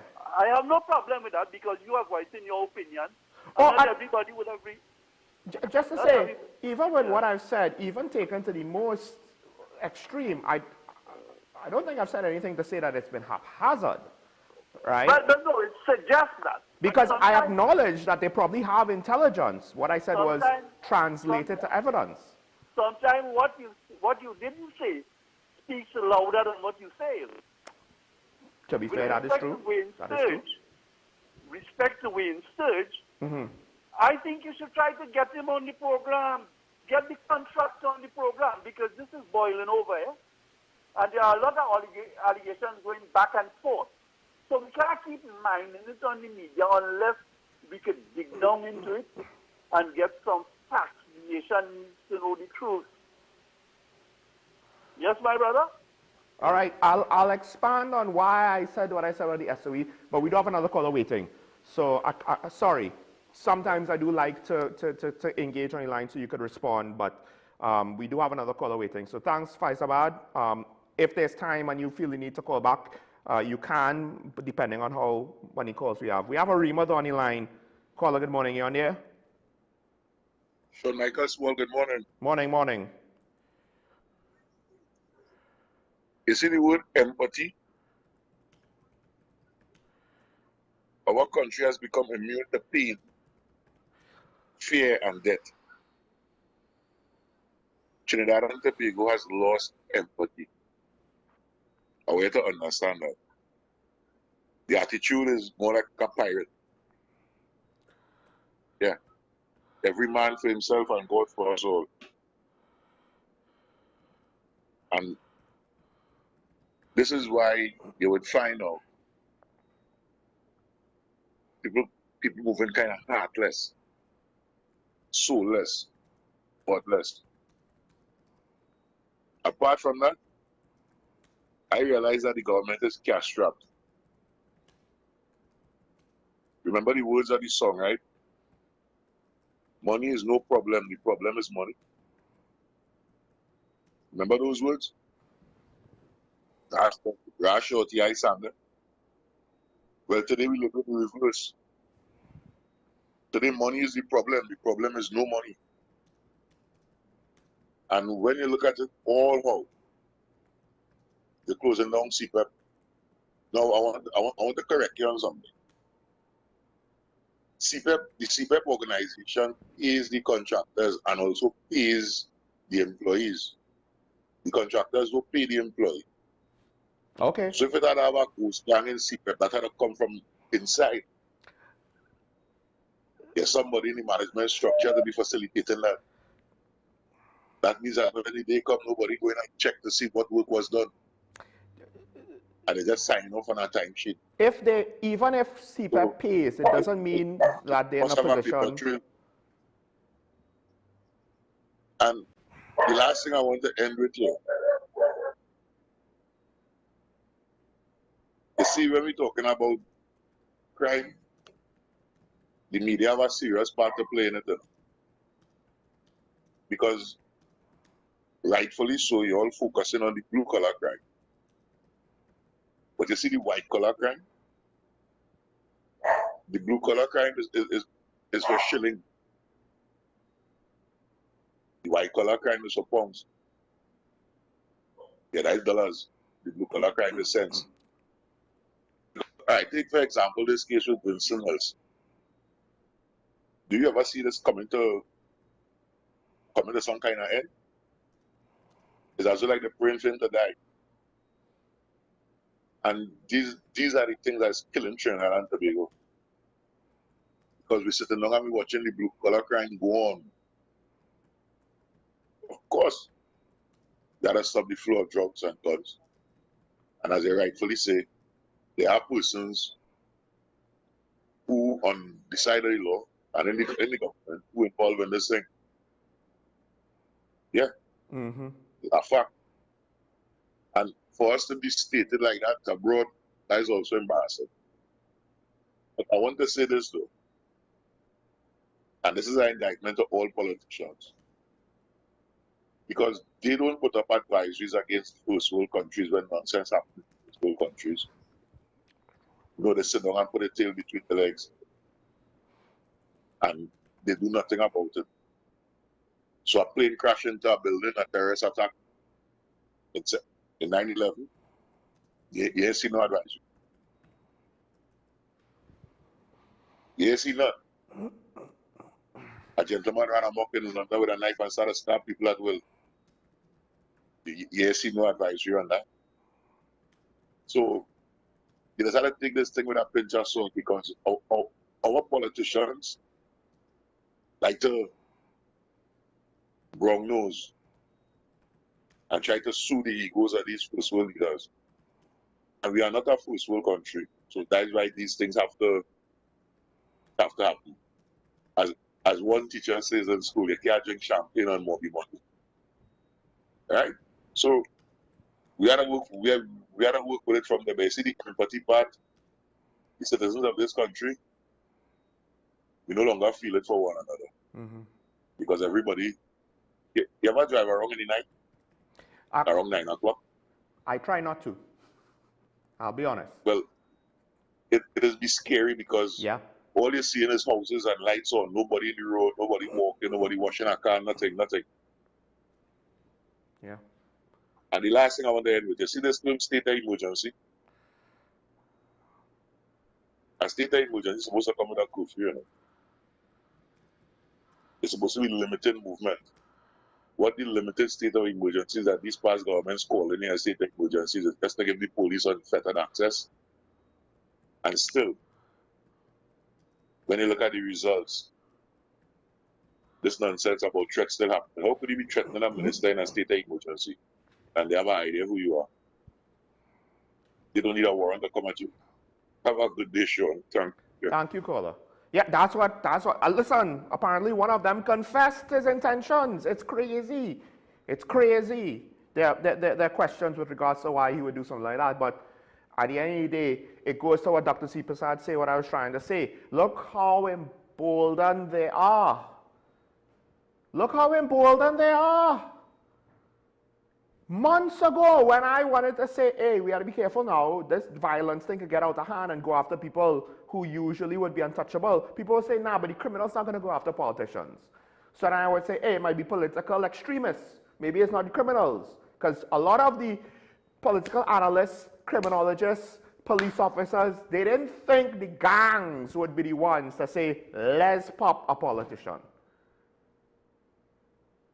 But things are so crazy. Literally, the logic upon which our country has been able to balance itself in a very tight balancing act has been thrown out. And I don't even know if anybody knows what to do really to restabilize the situation. We have Diego Martin on the line. Good morning, caller. You're on the air. Good morning, good morning. I'm Sean. This is Diego Martin. Yeah. A couple of quick issues. And I want to send condolences to everybody who recently died in the road accident. And more importantly, I want to reflect on the Good Samaritan who attempted to help Kavish Prasad, who died on the BTM stretch, and he was robbed. I'm basically saying a Good Samaritan. And the Fourth Estate newspaper, I don't believe they do proper journalistic piece, because they said the resident ran out to assist. Did the resident really run out to assist or to pray and rob the person who was involved in the accident? Because that is what they did to a Good Samaritan. So I'm calling out on the MP for that area, the MP for Bitam. I think he is Mr. Marcel. I am hoping that he holds a press conference this morning with a carrion call to the resident and the resident of the environment to bring back and return all the valuables that were taken from that Good Samaritan. That was a heinous act from the people of the Bitam to do that to a person who was rendering assistance to a person who was on the way to the great beyond. The second issue is that apparently, based on what I'm hearing about the VP of the U.S., J.D. Vance, Trinidad is on the front burner of the discussion on what is happening in our area. And I want to put that in perspective. The fact that he's saying the homicide rate at D.C. is higher than Trinidad. One. But to take out Trinidad so quickly into his thought, they have been discussing Trinidad. And what have they been discussing in Trinidad? That is the question. And I'm going to extrapolate that. The U.S. put KCR on the watch list, because if they are coming down with so many warships and submarines, are they coming to extract the Sun Cartel, as they call it? And not only the Sun Cartel, the lieutenants in the Sun Cartel, because we have been hearing that one of our high-profile government official has been frequenting Venezuela for a Dragon deal. He went about Venezuela about 25 times, and he didn't disclose who he went to meet. We signed a non-disclosure agreement with the Dragon deal, paying US dollars. Was that really for the Dragon deal, or was that for something else? You have a facial smirk there. I'm not basically injecting conspiracy, but all of these things come into my mind. I'll go and have a nice morning. Thank you, caller. Well, the one thing is, NDAs for these kind of things are apparently par for the course. So I can't really use that as an indicator of anything. I will comment more on the matter, but we do have another caller, I think, waiting on the line. Caller, good morning. Hello, good morning, Sean. Morning. Sean, I have a question. Do we have any experts here who can visit, come into a scene after a vehicle accident and determine what really happened? And I'm asking that because I have heard stories about people driving on the Bitam, even in the daytime, and a rock would smash into their windscreen. Yeah. Which is to get them to stop, to rob them. Now I'm saying that we are saying that this young man, who seems to be, I don't know the guy, but you look at the videos of him speaking and what, and he looks, he doesn't look like a reckless type of person. And I'm saying that they say he was going to overtake a vehicle and he ran into it. Why? Something is missing, and it is not the first time I've been hearing about an accident on the Bitam. that seems there's no explanation as to why it happens. And I'm saying to the experts, the law enforcement agency in Trinidad today, I hope that you all have persons who can go into accident scenes and determine what really caused the accident, because I am not comfortable with how they said this accident occurred. And I know for a fact that rocks are thrown at vehicles day and night, and they choose sort of like high-end new vehicles to do that too. I don't know who the they are, I'm just saying they. Yeah. All right, and I'm saying that someone should go in. Hello? Yes, go ahead. Yeah, and I'm saying that someone should fully investigate this accident and not just tell us that the guy tried to overtake a vehicle and ran into it. Something is wrong with that. You know? And my next point, Sean, is I wanted to call in yesterday because I wanted Karen to respond to this too, but I'm going to tell you I want to listen to me carefully. Yeah. You know my pet peeve, all right? Now, recently you told me that it's possible that when the EMA rules came in place, it might have taken away something from that old law. Listen to me, Sean. As I've said before, I've been having a problem with noise for 30 plus years. My problem started prior to the EMA being formed. I even went and written a discussion on noise pollution that was kept in the Eric William Medical Sciences. There was a department there. I took time off to go to that before the EMA was formed. Now, I was having problems before that, and I went to the police.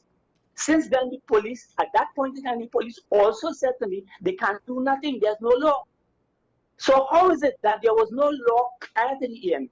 And then after the EMA come, you're telling me that the EMA laws would have done something to that other law. Somebody's lying to, you see, Sean, that's why I keep pressing this point. We are being lied to. We have been lied to for years, and I want to expose this lie to the police. All right? And this is why I keep pushing what I'm pushing. They have been lying to us because, Sean, I am the person, Sean, who called into that TV program one evening some years ago and raised the question with the officer. I said, listen, what is the difference between creating a public nuisance and disturbing the peace?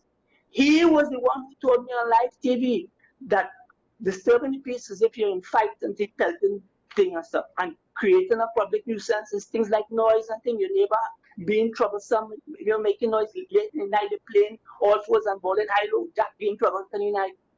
You understand? This is where, because I Googled the laws, that's why I was able to ask that question. And I'm saying when this problem started 30 years ago, I wasn't able to Google anything. I mean, I didn't think about going to the government printing to get any theory, but somebody, Sean, someone is lying, has been lying to us in the police executive, and I am calling them out. I hope you understand what I'm saying. My last point before I leave, Sean, is let me show you how far the games are being played. The transport commissioner was on television, the same program, some time ago, boasting about the merit point system. And then he spoke about the noise from cars, because sometimes when we speak about the noise, we forget cars are on the list. He spoke about the noise from cars. And he said, we are enforcing that. And I looked at him and said, and then he said sort of under his breath after that, but we don't really charge the vehicle stationary. Now I was appalled. I'm saying, but how could you say that you are charging noisy vehicles, but you're not going to charge if they are stationary? If a vehicle is stationary, isn't it more of a disturbance than if it just passed on the road in front of you? So I wrote the man, Sean. I wrote him. And I said, I don't understand what is the logic for you saying what you're saying. Could you explain? Well, he never answered me because, you know, I am a player. All right? I leave the rest to you, Sean. Have a good day. Well, caller, so I don't think I made an assertion of fact because I didn't know. But I will say this. It's illegal to smoke weed in public. Have you ever seen anyone get a ticket or have any kind of a offense or face anything for smoking weed in public? Like, I understand that the law says it's illegal, but it takes more than just that statement to give law enforcement the capacity to do something about whatever, right? And this is where, when you have a law, it's not just to say X is illegal and that ends there. You have to have a lot of other ducks in a row for it to be treated with properly. And when they rolled out this cannabis law, they technically say, and it's technically on the box, it's illegal to smoke in a public place. But there's so many things that are deficient and missing that the police, to some extent, don't really do anything about it. So noise pollution, in my mind, occupies a similar space. Where yes, the law says there's laws that can be applied to say that this is illegal in this way or to say that that is illegal in that way. Something tells me the Transport Commissioner was very specific in what he said because he knew, well, if this, and this was the case, we could do something about it. But if they stand still, all of a sudden, things get a little bit trickier.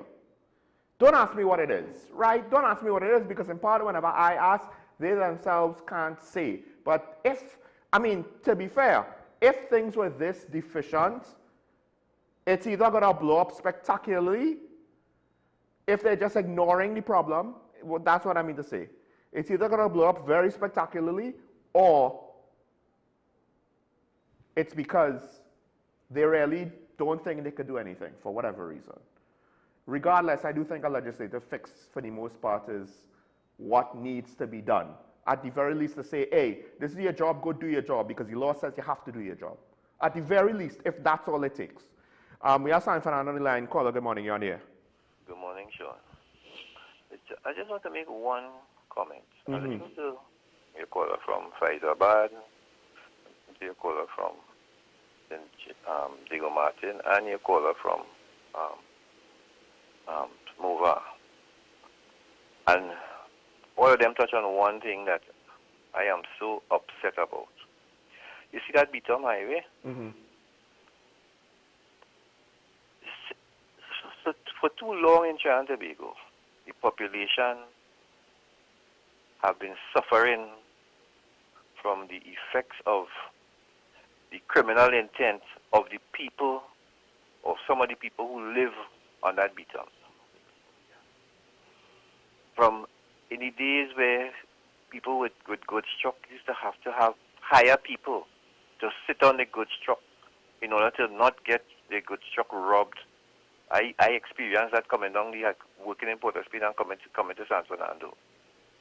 And there was one time when a PNM government decided that they're going to put a wall off the Bitom, which was the ideal thing to do on that Bitom to protect the rest of Trinidad and Tobago from those miscreants. And it was never done. Next thing you heard, Mr. Manning cave in to the populace in Port of Spain, and next thing they talk about putting a boom, which was some ridiculous little thing that they put there. It is time the population be protected from those miscreants. And I'm calling them miscreants purposely.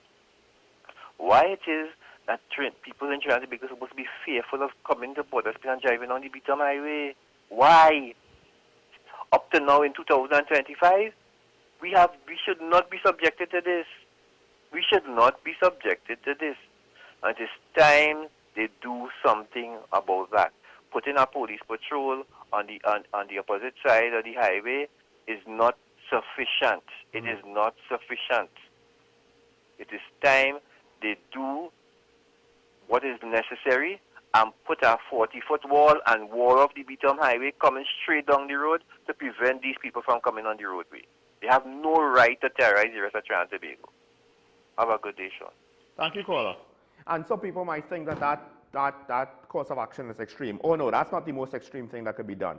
And if it's allowed to fester, and if it's allowed to get worse, eventually more and more of the public will call for more and more extreme action. Human nature will descend further, will be more extreme to deal with a problem that gets too extreme, right? There are examples. I ain't just say what it is because people will get distracted by the examples and not get the point. Because what did I say? At some point we'll go from, oh, there was an accident, I not stopping to help, to I not stopping for no reason, to I will ignore the Bitom, to I will want to eliminate the social community of the Bitom, whether we relocate people, kick them out the house, whatever, because it's so close to a major artery of the nation. that what's going on there is affecting the nation. But dare I say, the solutions that will be taken on, if we don't want to actually treat with it properly, if we don't actually want to do the groundwork to deal with crime properly, eventually what we'll do is we'll try and take a shortcut, and that will be very, very, very, very painful to a lot of people living there that just get caught in its wake. And a lot of the population, if it reaches that point, will not care. They won't care. They won't care. And this is one of the reasons why are you going to fall for the trap of, we need to protect our community and whoever's in our community. No, I mean, the MP, to his credit, he said, arrest them, charge them. This is bad. He didn't try to sugarcoat it. This is Kareem Marcel.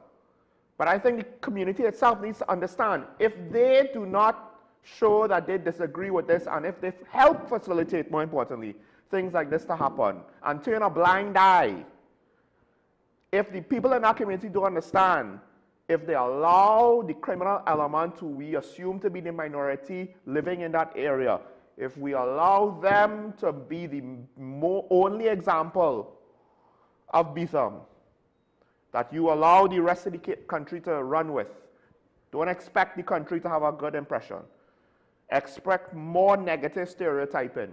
Expect more negative outcomes and consequences. And it is really, really bad because it will be an indirect situation that's mostly out of your hands, that mostly you have nothing to do with. But you have to be willing. You have to be willing to recognize if you're part of the national community, you can't be turning a blind eye to this or condoning it. And I'm not saying they are. I'm not saying they are. That turning a blind eye thing is not unique to the Bitham. It's all over the country. And that's why I said, and I understand, a lot of people want to focus on the Bitham. Make no mistake, the rate things are going. This didn't just happen in front of the Bitham. This could happen anywhere. This could happen anywhere. If not now, eventually, not too long from now, this could happen anywhere. Any kind of community that isn't already so wealthy, it wouldn't mean anything for them to do this, obviously. I don't expect the residents of St. Clair to do something like this. Not because they're some superior people, just because they're not in the economic distress that other people are in. We have a comment to go. We have a comment to go. I need to wrap everything up, but let's take the comment quick. This is a comment that is a follow-up to the previous comment about the whole government position with regards to Venezuela. The UNC position was long before the elections, yes. But the thing is, the situation was long before the elections too. The situation in Venezuela was long before the elections. And both parties, the point I was trying to make is both parties are basically playing politics.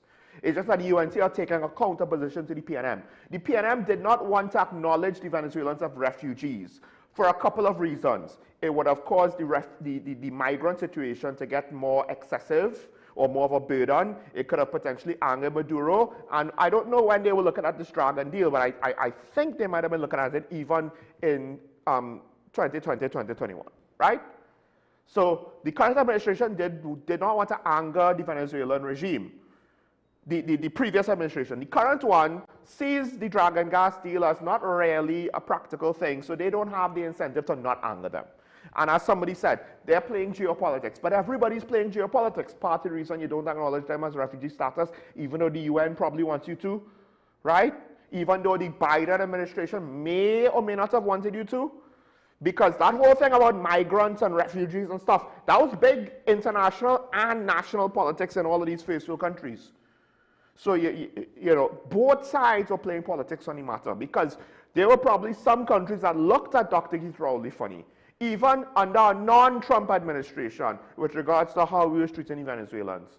Maybe that forced the Biden administration, amongst other factors, to look at the situation a bit more critically and not just assume that a socialist country or something that maybe passes for a socialist country is something good. Because a lot of liberals in America and in the English-speaking Western world, they seem to, you know, just love socialism.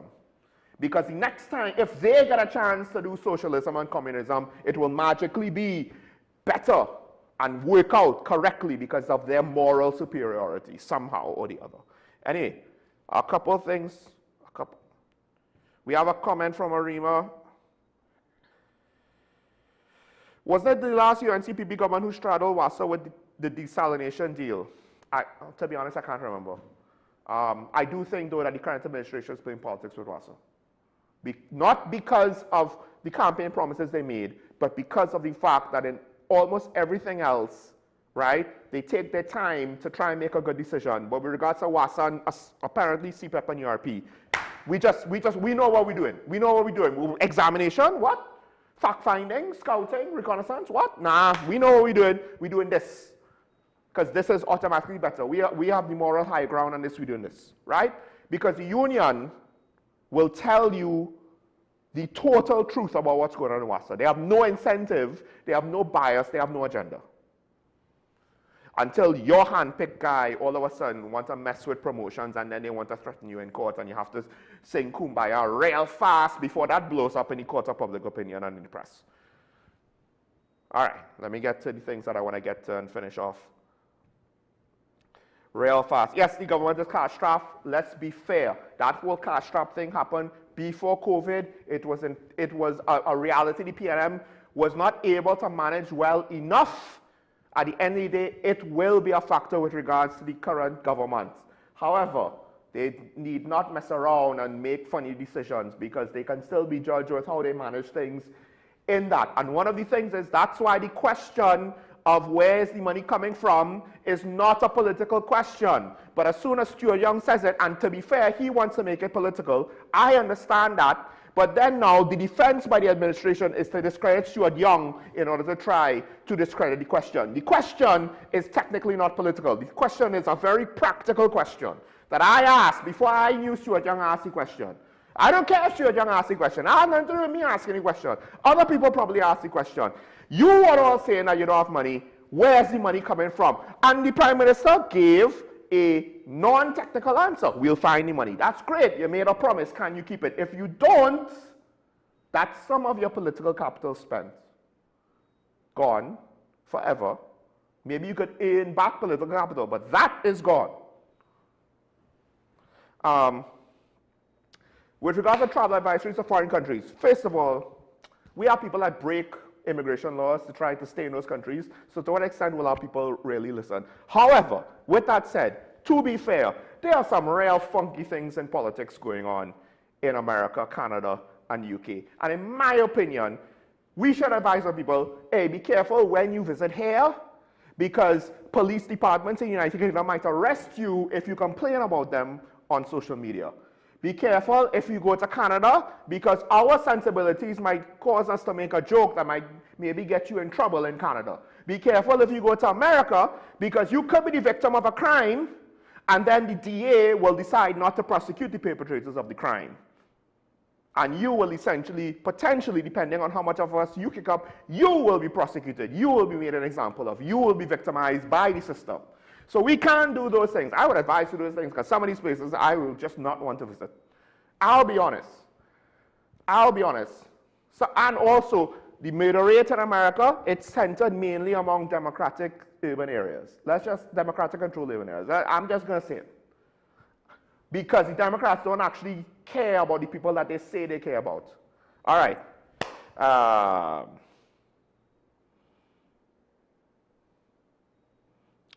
think that's more or less it. I'll just wrap up with this. We got chipped by a throwaway from the United States Vice President.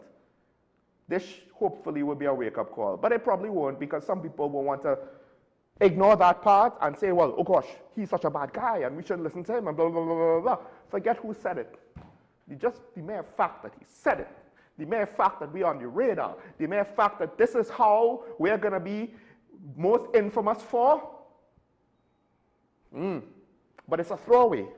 We weren't the subject of the conversation. It was a throwaway. But we are now the standard, in the Western world at least, of what high crime looks like. Congrats. We be breaking them records, you know, this is a record we never really wanted to break. What are we going to do about it? Forget about the politicians, forget about geopolitics, forget about the TTPS.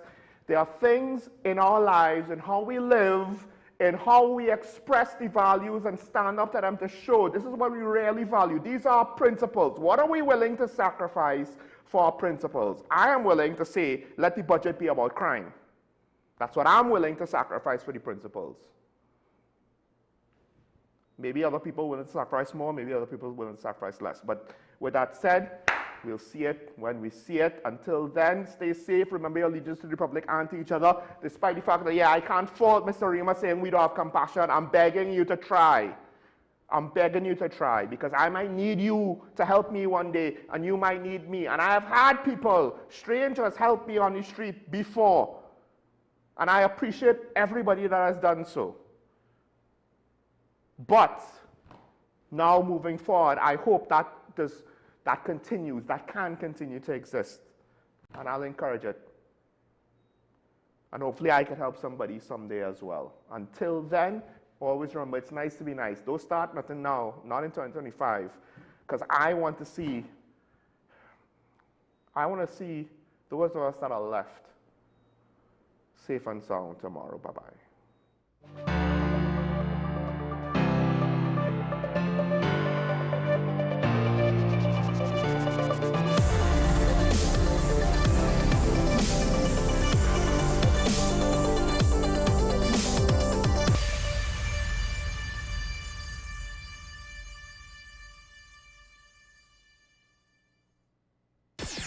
WESN.